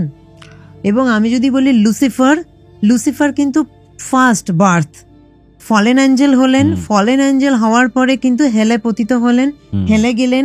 ওখানে কিন্তু লর্ড স্যাটার্ন, যে কিন্তু ব্ল্যাক ম্যাজিকের, আর যিনি ডিমনদেরও কন্ট্রোল করেন, আর এখানে দৈত্যগুরু শুক্রাচার্য গুরু অসুরের। এবং লর্ড স্যাটার্ন কিন্তু লর্ড লুসিফারেরই একটা পার্ট, রিবার্থ যদি বলা যায়। কিন্তু ফলেন অ্যাঞ্জেল হওয়ার পরে ওটা ওনার রিবার্থ। তো কানেক্টেড। তুমি যদি বলো ল্যাঙ্গুয়েজ আলাদা, দুটো কান্ট্রি আলাদা, মেরু আলাদা, দুটো কালচার আলাদা, দুই মেরুর দুরকম মাইথোলজি স্টোরির, কিন্তু তাদের যে মেন এনার্জি ফোর্স সেটা কিন্তু সেম। সেখানে কিন্তু কোনো ডিফারেন্স নেই, সেটা সেম। তো ওই লর্ড লুসিফারের তুমি এখানে ইলুমিনাটি বলো, যে ট্রায়াঙ্গেলের মধ্যে যেটা রয়েছে, বা তুমি লর্ড শিবার থার্ড আই, তার ইনার মিনিং যদি তুমি দেখো, যেটা মানব জাতির কাছে যে জ্ঞানটা হিসেবে আমরা দেখছি, যে জ্ঞান হিসেবে চিহ্নিত করা হয়, যে প্রতীক হিসেবে ধরা হয়, এটা কিন্তু সেম হিডেন নলেজ। এবং দু জায়গাতেই তুমি মায়া, মোহ, অহংকার এগুলোকে ত্যাগ করো, তুমি প্রকৃত সত্যের সাথে মুখোমুখি হও, প্রকৃতকে সত্যকে জানো। তুমি চিন্তা শক্তি, নিজের চিন্তা শক্তিকে জাগ্রত করো। থার্ড আই মানে কি অ্যাকচুয়ালি নিজের ভেতরের শক্তিকে জাগ্রত করা, চিন্তা শক্তিকে জাগ্রত করা, তাই নাকি? থার্ড আই মানে তাই, যেটা আমরা নর্মাল আইতে দেখতে পাই না। থার্ড আই আমাদের কি বলে, থার্ড আইকে জাগ্রত করে মেডিটেশন করে, এবং যোগী পুরুষরা ওই মেডিটেশন করা, কিন্তু থার্ড আইকে জাগ্রত করে মেডিটেশন করা মানে কিন্তু মোক্ষ লাভের সমতুল্য। এক্স্যাক্টলি, ঠিক আছে। এখানে একটা জিনিস একটু কোর জায়গাতে আসি, একটু ইন ডেপথে আসি, সেটা হচ্ছে ব্ল্যাক ম্যাজিক। কোনো একটা ক্রিয়া ব্ল্যাক ম্যাজিক না হোয়াইট ম্যাজিক, সেটা কিভাবে ডিটারমাইন করো তোমরা? মানে এটাকে আমি ব্ল্যাক ম্যাজিক বলবো, এটাকে আমি হোয়াইট ম্যাজিক বলবো। হোয়াইট ম্যাজিকে যাকে আমরা রিপ্রেজেন্ট করি, কোনো গড গডেসকে রিপ্রেজেন্ট করি, লর্ড লুসিফারের হোয়াইট ম্যাজিকও আছে, লর্ড লুসিফারের ব্ল্যাক ম্যাজিকও আছে। আচ্ছা আচ্ছা। দ্য লর্ড স্যাটার্নের ব্ল্যাক ম্যাজিক, মানে যেকে স্যাটার্ন বা ডেভিল বলা হচ্ছে। লর্ড লুসিফারের হোয়াইট ম্যাজিক আছে, কিন্তু বলতে পারো ডার্ক ডার্ক, ঠিক আছে। হোয়াইট মানে ডার্ক, মানে কি বলা হয়, যে ম্যাজিক্যাল ওয়ার্ক রিচুয়াল ডার্ক প্লেসে করা হয় সেটা ডার্ক। কিন্তু ব্ল্যাক ম্যাজিক কখন বলা হয়, যখনই নেগেটিভ স্পিরিট কলিং এর মাধ্যমে আমরা কাজ করি। ওকে, স্পিরিট কলিং এর মাধ্যমে যখনই কাজ হয় তখনই কিন্তু সেটা ব্ল্যাক ম্যাজিকে চলে যায়। ব্ল্যাক ম্যাজিক করে কারোর ভালোও করা যায়? অবশ্যই ভালো হয়, অবশ্যই। কারোর ইনকাম ভালো হচ্ছে না, বিজনেস ভালো হচ্ছে না, চাকরি পাচ্ছে না, বিয়ে হচ্ছে না, রিলেশনশিপের সমস্যা, প্রচুর ভালো কাজ হচ্ছে। ব্ল্যাক ম্যাজিক মানে খারাপ, এটা খুব ভুল একটা মিথ। ব্ল্যাক ম্যাজিক মানে খুব ভয় লেগে গেল, না, ভয়ের এখানে কিছু না। ব্ল্যাক কেন বলা হয়, ব্ল্যাক মানে কি, অন্ধকার, অন্ধকার জগতের শক্তির মাধ্যমে কাজ। তারা যেটা দিচ্ছে সেটা নিয়ে ব্লেজিং, না না না না, আমরা তো স্যাক্রিফাইস দিচ্ছি। স্যাক্রিফাইস কেন, যখন স্পিরিট কলিং করে কাজ করা হয় তখন কেন স্যাক্রিফাইস দেওয়া হয়, সেটা তার ভোগ বলতে পারো, যেটাকে ভোগ, অফারিং, অফারিং। হ্যাঁ, অফারিং। তো আমি কাউকে ডাকছি যে তুমি আমাকে এটা ব্লেজিং করো, আমার এই ক্লায়েন্টের তুমি জব পাচ্ছে না, জব পাইয়ে দাও, তো তাকে আমার কিছুতে দিতে হবে। তুমি আজকে বাড়িতে কাউকে ডাকলে, কাউকে ইনভাইট করলে, বললে ভাই আমার এই কাজটা করে দিতে হবে, একটু করে দিবি, সে তোমার ঘরে শুধু মুখে এলো, শুধু মুখে ফিরে গেল, তার কেমন লাগবে? তার মনে হবে যে দূর, আমি কাজটা করবো, তোমাকে কেউ ইনভাইট করলো, শুধু বললো এই শোনো আমার এই কাজটা করে দিও তো, আচ্ছা যাবে, তুমি আসতে পারো, কেমন লাগবে? আমি তাকে ইনভাইট করছি, আমার তার হেল্পের প্রয়োজন, তো তাকে আমি অফারিং দেবো না? এটা তার অফারিং। এক্স্যাক্টলি এক্স্যাক্টলি, এটা অফারিং, তাকে আমার দিতে হবে। কিন্তু ব্ল্যাক এটাই বলা হয় কারণ অন্ধকার জগতের শক্তির সাহায্যে আমি কাজটা, মানে এনার্জি রয়েছে, এনার্জির মাধ্যমে ভালো করতে পারো, খারাপও করতে পারো। অবশ্যই। হোয়াইট ম্যাজিকেও জানো তুমি খারাপ হয়, কিরকম কিছু খারাপ হয়। ধরো হোয়াইট ম্যাজিক করছি, কোনো নেগেটিভ স্পিরিটকে কিন্তু আমি কল ওখানে করছি না, কিন্তু কারুর আমি দেখছি, এটা আমি কিন্তু এই রকম কাজটা করি না, বাট আছে, ঠিক আছে, আছে। সেটা হচ্ছে ধরো কারুর আমি দেখতে পাচ্ছি খুব উন্নতি হচ্ছে, কারো বাড়ির, তার বাড়ির মাটি এনে আমি, আমার কাছে কোনো ক্লায়েন্ট এলো, আমি তার জন্য কিছু করব, বললাম তার বাড়ির মাটি নিয়ে এসো, কাজ করে দিলাম, তোমার বাড়ির মাটিতে এটা দিয়ে দাও, ছিটিয়ে দাও, তার উন্নতিটা তোমার লেগে যাবে, তার উন্নতি লেগে গেল। কিন্তু হোয়াইট ম্যাজিকে হয়, এটা কিন্তু ব্ল্যাক ম্যাজিক নয়। যার উন্নতি হচ্ছিল সে ডাউন হয়ে যাবে, সে ডাউন হতে থাকবে।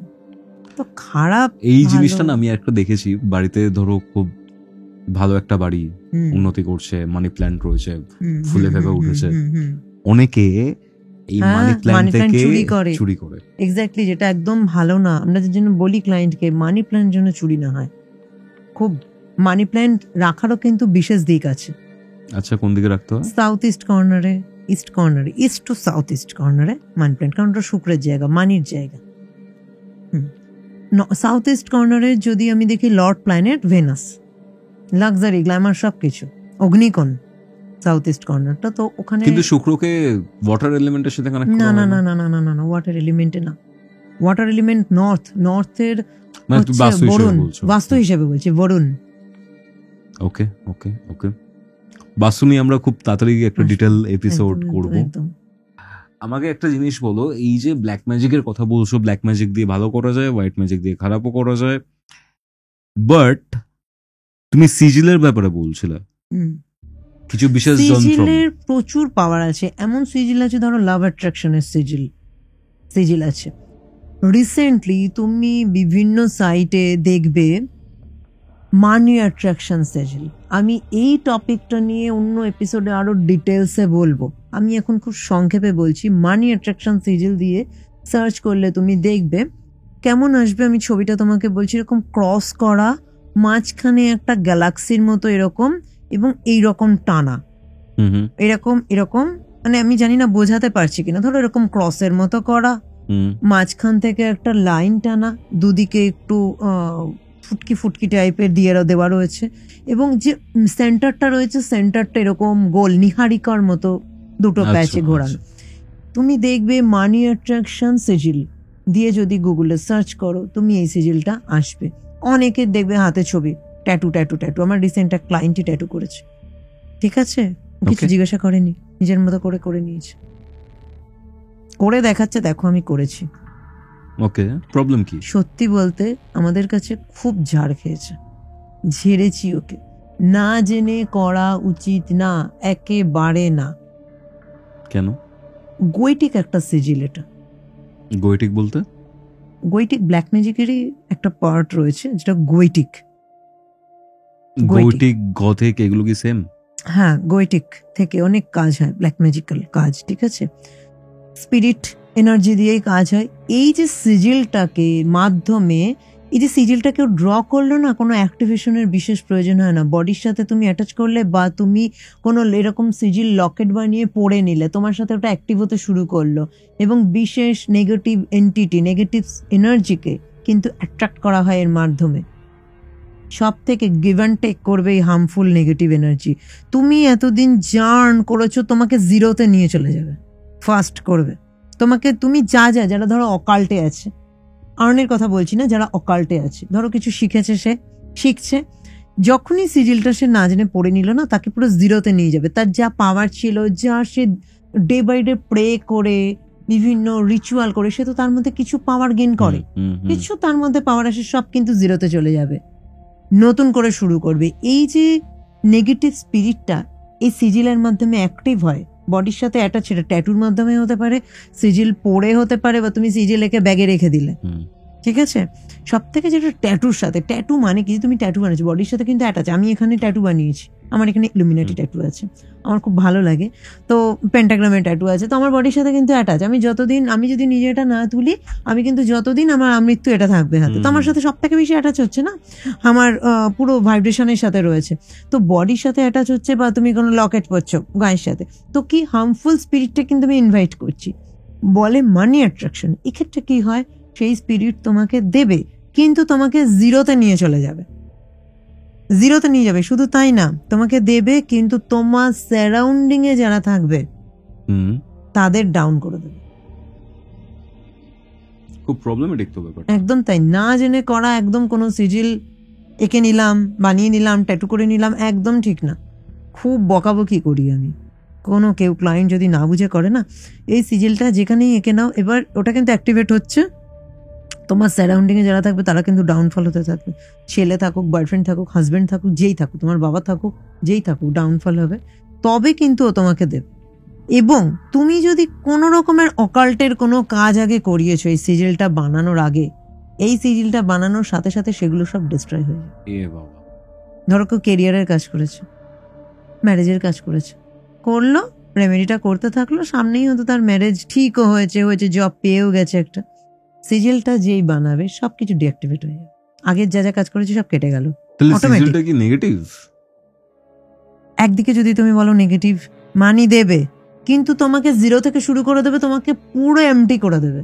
এইবার তোমাকে দেবে, কারোর থেকে নিয়ে তোমাকে দেবে, তোমার সারাউন্ডিং এ যারা রয়েছে তাদের থেকে নিয়ে, সারাউন্ডিং এ যারা রয়েছে তারা কি হবে, ডাউন হবে, তাদের থেকে নিয়ে তোমাকে দেবে। একটা জায়গাতে গিয়ে তো লোকটা লোনলি হয়ে যাবে, কারণ সবাই তো বুঝতে পারবে এর সাথে থেকে আমার হার্ম হচ্ছে। হ্যাঁ, কাছে যারা আছে সে বুঝবে যে অমুক দিন থেকে হয়েছে। তো এইরকম কিন্তু সিজিল আছে, সিজিল লাভ অ্যাট্রাকশনের সিজিল আছে, ভালো সিজিল। তুমি তোমার গার্লফ্রেন্ডকে বা ওয়াইফকে কাছে টানতে চাইছো, অ্যাট্রাক্ট করে রাখতে চাইছো, আচ্ছা এমনও সিজিল আছে। মানি অ্যাট্রাকশনের জন্য আমরা যে সিজিল দিয়ে থাকি কিছু আছে, এমন সিজিল আছে। এই যে আমি যেটা পড়েছি, ঠিক আছে, ব্যাটের মতো ব্যাট, এটা সিলভার ব্যাট, ঠিক আছে, এটাকে বলে স্যাঙ্গুইনা নকটিস। আচ্ছা, রিচুয়ালের মাধ্যমে এটা অ্যাক্টিভ করা হয়। সিলভার ব্যাট, এটায় আমরা যে নেগেটিভ স্পিরিট নিয়ে, এনার্জি নিয়ে কাজ করি না, আমরা কি করি, বিভিন্ন স্পিরিট কলিং এর মাধ্যমে সেই স্পিরিটের ব্লেজিং আমরা নিই, যে আমার এই ক্লায়েন্টের কাজ করে দাও, তো তার ব্লেজিং দরকার হয়। আমরা কিন্তু চাই সেই স্পিরিট যেন আমার ডাকে সাড়া দেয় বা আমার সাথে অ্যাটাচ থাকে, বা সেই স্পিরিট যেন বলতে পারো অ্যাট্রাক্টেড থাকে, ঠিক আছে। এই কারণে কিন্তু আমরা এটা করি, এই ধরনের সিজিল বিশেষ সময়তে, সবসময় নয়। আমি এখন ঘুরতে বেরোচ্ছি, কোথাও বা কিছুতে শপিং করতে যাচ্ছি, আমি সিজিল পরে বেরোবো না। আমরা যখন রিচুয়াল করি, আমি আজকে পড়ে এসেছি পডকাস্ট, বিকজ এটা কিন্তু আমার খুব ইম্পর্টেন্ট একটা কাজ, ঠিক আছে, আমি তাই পড়ে এসেছি, ঠিক আছে। এর বাইরে কি, যে কোনো মানুষের প্রতিও অ্যাট্রাকশন কিন্তু ক্রিয়েট করে, ঠিক আছে। স্পিরিচুয়াল পাথে যারা রয়েছে, আমাদের মতো যারা কাজ করছে, ডার্ক ওয়ার্কের সাথে রয়েছে, ব্ল্যাক ম্যাজিকের সাথে রয়েছে, তারাই, সবার জন্য নয় এটা। এটা শুধুমাত্র যারা উইচ হয়, ব্ল্যাক ম্যাজিক করে, ডার্ক ম্যাজিক করে, লুসিফারিয়ান স্যাটানিজম যারা করে, স্যাটানিক আর লুসিফারিয়ান, তারা এটা করে, অ্যাট্রাকশন ক্রিয়েট করে। অকাল্টের সাইকিক পাওয়ার, আমরা তো সবসময় চাইবো আমার সাইকিক পাওয়ার বাড়ুক, আমাদের সাইকিক পাওয়ার বাড়ে, আমাদের মধ্যে এম্পাওয়ারমেন্ট ক্ষমতা বাড়ায়, এবং যে কোনো মানুষকে, মানুষের প্রতি হিপনোটিক অ্যাট্রাকশনকে ক্রিয়েট করে, ঠিক আছে। বিভিন্ন যে স্পিরিট আছে, স্পিরিট এনার্জিকে অ্যাট্রাক্ট করে রাখে। ওরিও তো এরকম একটা সিজিল আছে বলেছিল। এই যে তুমি নাম নিলে, এর মধ্যে কি নেই বলো? তুমি যদি দেখো ভালো করে, ওর মধ্যে বিস্কিট প্রচুর কিছু রয়েছে ওর মধ্যে। তুমি সার্চ করে দেখো, এখনই করো, সার্চ করো ওরিও বিস্কিট, তো ওরিও বিস্কুট সার্চ করো, এবং এটা দর্শকদের দেখাবে। অবভিয়াসলি এত ওরিও খেয়েছি, কিন্তু মানে দেখেওছি,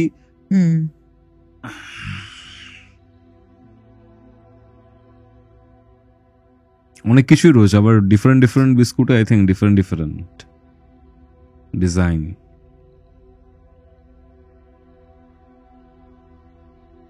প্রচুর সিজিল আছে ওর মধ্যে।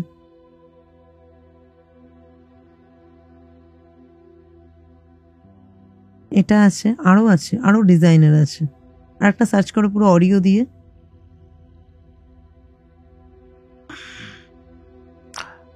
মানে ওদের ফ্লেভার ওয়াইজ জিনিসপত্রটা আলাদা। এই যে এটা একটা ওরিওর ইনিশিয়াল সিজিল রয়েছে। এই যে তুমি এবার যদি দেখো, এই যে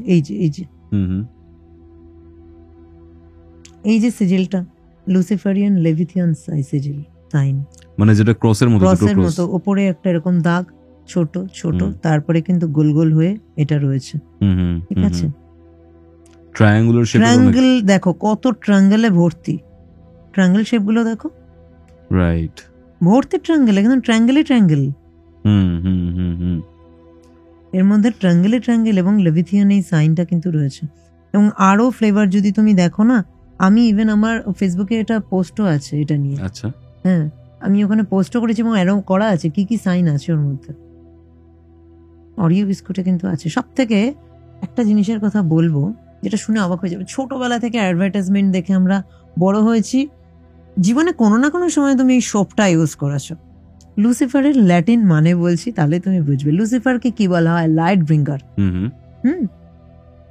ল্যাটিন শব্দে এটাকে বলে লাক্স ফের। লাক্সাবান, লাক্স ফের, বুঝে না? লাক্স ফের ল্যাটিন শব্দে লাইট হচ্ছে লাক্স, ফের হচ্ছে ব্রিঙ্গার, লাক্স ফের, সেটাই হচ্ছে লুসিফার। এরকম অনেক কিছু রয়েছে। টুইটার এক্স হয়ে গেছে। আমাদের গুগল ক্রোমে কি আছে? এরকম ডিজাইন গুলো, তিনটে কালারে, একটা ওদের রেড আছে, একটা ব্লু, একটা ইয়েলো, তাই তো? রেড, ব্লু, ইয়েলো, গ্রিনও আছে। ব্লু, ইয়েলোটা বোধহয় মাঝখানে, গ্রিন আছে। যাই হোক, তিনটে কালারে আছে, তিনটে চারটে কালারে আছে। এই যে ডিজাইন গুলো গুগল ক্রোমে গোল হয়ে আছে, এই একটা 666। তুমি ভেবে দেখো, গুগল ক্রোম বের করো সবগুলো স্ক্রিনে দেখাবে, আমার ভিউয়ার্সদের দেখাবে, খুব ইন্টারেস্টিং এই জিনিসগুলো। 666 গুগল ক্রোম বের করো। এখানে একটা জিনিস বলি, ক্রোমটা, হ্যাঁ, মানে মাঝখানে একটা ব্লু কালার আছে। 666টাকে যে তিনটে কালারে করা, এটাকে তুমি দেখো, মনে হবে 666টাই, কিন্তু এদিক 6 এর ডিজাইন কিন্তু ওটা। হ্যাঁ, মানে লাইক এরকম টাইপ, একদম 666, ডেভিল নাম্বার 666।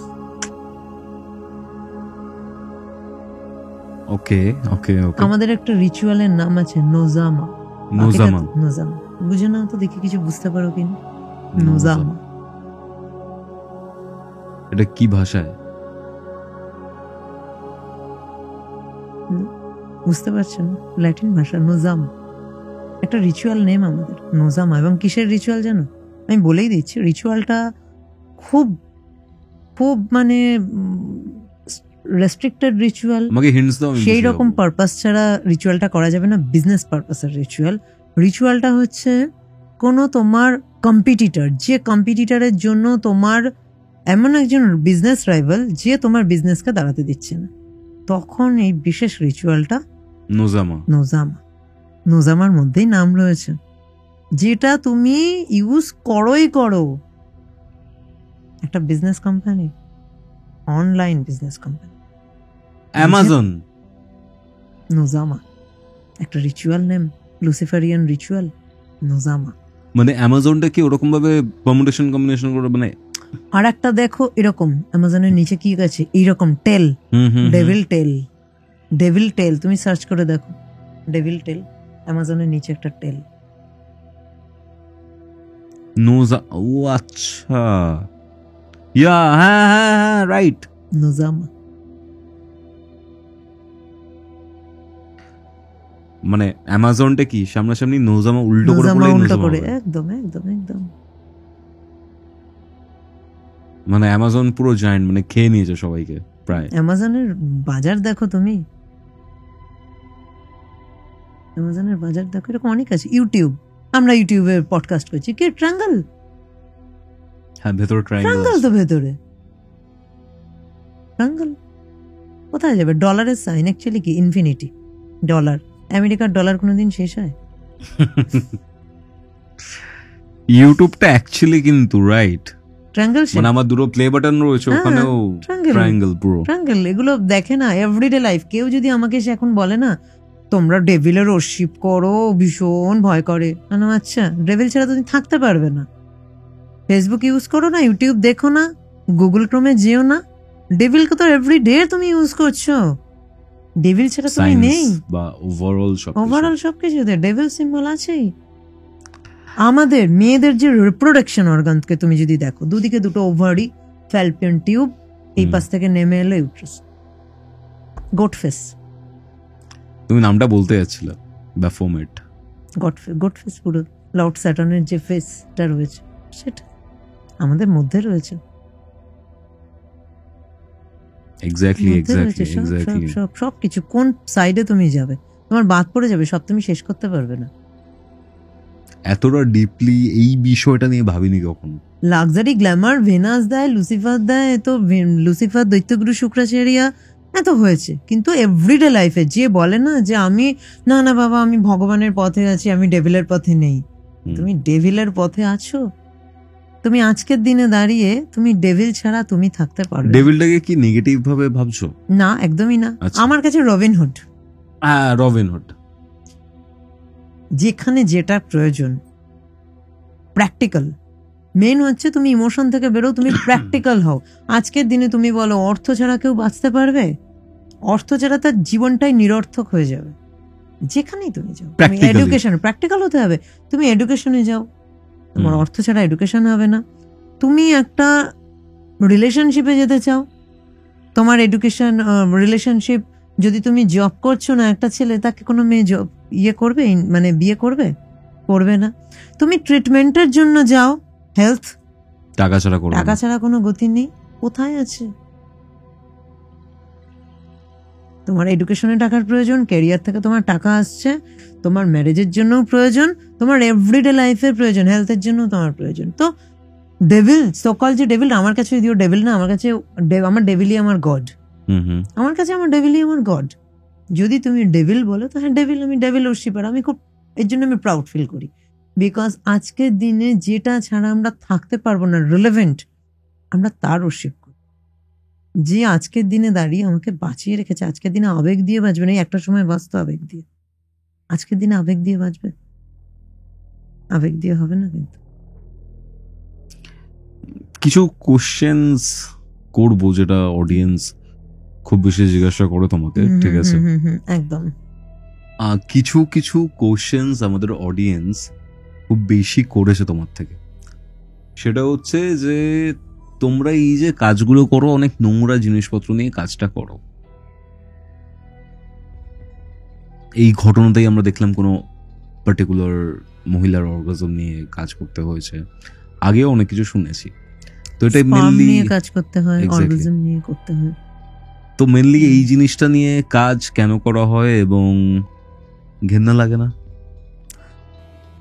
সমাজে জমাদার যারা আছেন তারা কি করেন, প্রত্যেকের বাড়ির মলমূত্র পরিষ্কার করেন। বলতে পারো জানো তো, আমরা হচ্ছে স্পিরিচুয়াল জমাদার। প্রত্যেকের জীবনের যত মল মূত্র নোংরা আবর্জনা সেগুলোকে দূর করি স্পিরিচুয়ালি। ওকে, আমার কাছে এলো হাজবেন্ড রিলেশন করে না, ফিরেই তাকায় না, একটা আনস্যাটিসফাইড হাউসওয়াইফ, তার একটা বয়ফ্রেন্ড আছে। এবার এখানে তার গোপন গভীর নোংরাতম কথাগুলো কিন্তু আমাকে জানতে হবে, এবং তার জীবনের এই যে নোংরা একটা সিচুয়েশন হয়ে রয়েছে যেখানে হাজবেন্ড তাকে আনস্যাটিসফাইড করে রেখেছে, তার জন্য তাকে একটা অন্য পুরুষের কাছে গিয়ে সম্পর্ক হয়েছে। এটা তো জীবনের খুব আলোর দিক নয়, ডার্ক সাইড জীবনের। তো এই ডার্ক সাইডটা সলভ করতে গেলে আমাকে সেই রিলেটেড নোংরা জিনিসগুলো ঘাটতে হবে। আর একটা কারণটা পরে বলি। আর একটা জিনিস বলি, অনেক মানুষ আছে, দিদি তোমাকে চিনি না, মানে ওই তো দেখেছি পডকাস্টে অনেক নিজের গোপন কথা কি করে বলি বলো তো।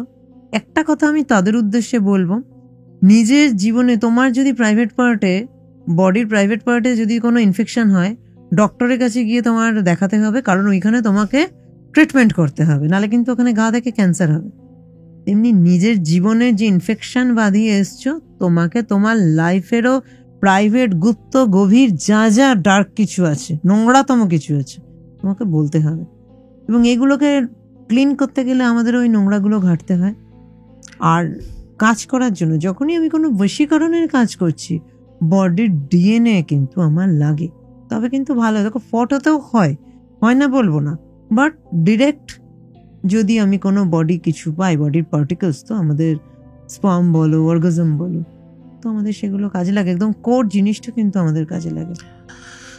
এই যে তোমরা স্যাক্রিফাইস করো, বলি দাও, ঠিক আছে, এটা নিয়েও অনেক কোশ্চেন রয়েছে। এগুলো ছাড়া হয় না কাজ? একটা অবলা জীবকে মেরে দিচ্ছ, এই ব্যাপারটা আসে। এটা নিয়ে আমার একটা জিনিস খুব, আমি যদি দেখেছি, আমার কমেন্টে নজর এসেছে, আমার তাদেরকে একটাই প্রশ্ন, যখন আমরা কারোর ভালো করার জন্য, তার পজেস কেসকে রিমুভ করার জন্য, তাকে স্পিরিট রিলিজ করার জন্য, নেগেটিভ এনার্জি রিমুভিংয়ের জন্য, কারোর জবের জন্য, বিজনেসের জন্য, ম্যারেজের জন্য, বিভিন্ন পারপাসে আমরা কাজ করি, সেজন্য যখন আমরা একটা নেগেটিভ এনার্জিকে কলিং করছি, তাকে আমরা অফারিং দিচ্ছি ব্লাড, এবং তার জন্য ব্লাড দিচ্ছি, মাংস দিচ্ছি, তার জন্য আমরা স্যাক্রিফাইস দিচ্ছি, 4টে মোরগ 5টা মোরগ দিচ্ছি, খরগোশ দিচ্ছি, বিড়াল দিয়েছিলাম একবার, সেটা নিয়েও কথা হয়েছিল, অনেক কথা। আমি একটাই বলবো যে এরা অবলা প্রাণী, আমিও জানি এরা অবলা প্রাণী, ঠিক আছে, কিন্তু যারা এই প্রশ্নটা করে তাদের জন্য আমার কোশ্চেন, তাদের জন্য আমার এই কোশ্চেনটা, সানডে হলেই মাটন আর চিকেনের দোকানে তোমরা লাইন দাও কি করে? তখন কি মাটন মানে খাসি, রেওয়াজি খাসি চাই, চর্বিওয়ালা খাসি চাই, লেগ পিস চাই, হার্ট চাই, আবার মেটে চাই, কিমা করে দিও, দিয়ে মোগলাই বানাবো, এগরোল বানাবো, তখন কি তারা অবলা থাকে না? তারা কি হঠাৎ করে ভায়োলেন্ট হয়ে যায়? তাই না? তো সানডে তোমার লাঞ্চে মাটন চিকেন ছাড়া চলছে না, দুটোর একটা হবেই। ম্যাক্সিমাম বাড়ি যারা কমেন্ট করে গিয়ে দেখো, কজন কমেন্ট করে এখানে, যারাই কথাটা বলে, কজন ভেজিটেরিয়ান। আমি ভেবেছিলাম একদিন এই জিনিসটা কমেন্টে করব, যে আপনি কি ভেজিটেরিয়ান? আমি ভেবেছিলাম যে এত যে কষ্ট হচ্ছে, আপনি কি ভেজিটেরিয়ান? খান না কিছু, সবজি খেয়ে থাকেন শুধু? অনেক তো সবজি আছে, পটল, ঝিঙে, মূলো, উচ্চ, অনেক কিছু আছে, তো সেগুলো খেয়েই জীবন কাটান। সানডে করে যান না তো আপনি মাটন চিকেনের দোকানে, তাই না? তো সেখানে তারাও তো তখন অবলা। আমি তো একটা পারপাসে করছি, আমি কিন্তু এমনি কোনো প্রাণী, আমি কিন্তু নিজে ভীষণ, বিড়াল বলো, কুকুর বলো, ছাগল বলো, গরু বলো, প্রত্যেকটা মুরগি বলো, প্রত্যেকটা প্রাণীকে কিন্তু আমরা ভালোবাসি, কিন্তু আমরা একটা বিশেষ পারপাসে করি, স্যাক্রিফাইস একটা মানুষের জন্য আমরা করি, সেটাতে তাদের এত কষ্ট হয়। তাহলে আমরা নিজের মানে জিভের টেস্টের জন্য আমরা কি করে মাটন চিকেন খাচ্ছি, সেটা তো আমাদের সেলফিশনেস এক্স্যাক্টলি টোটালটাই, তাই না?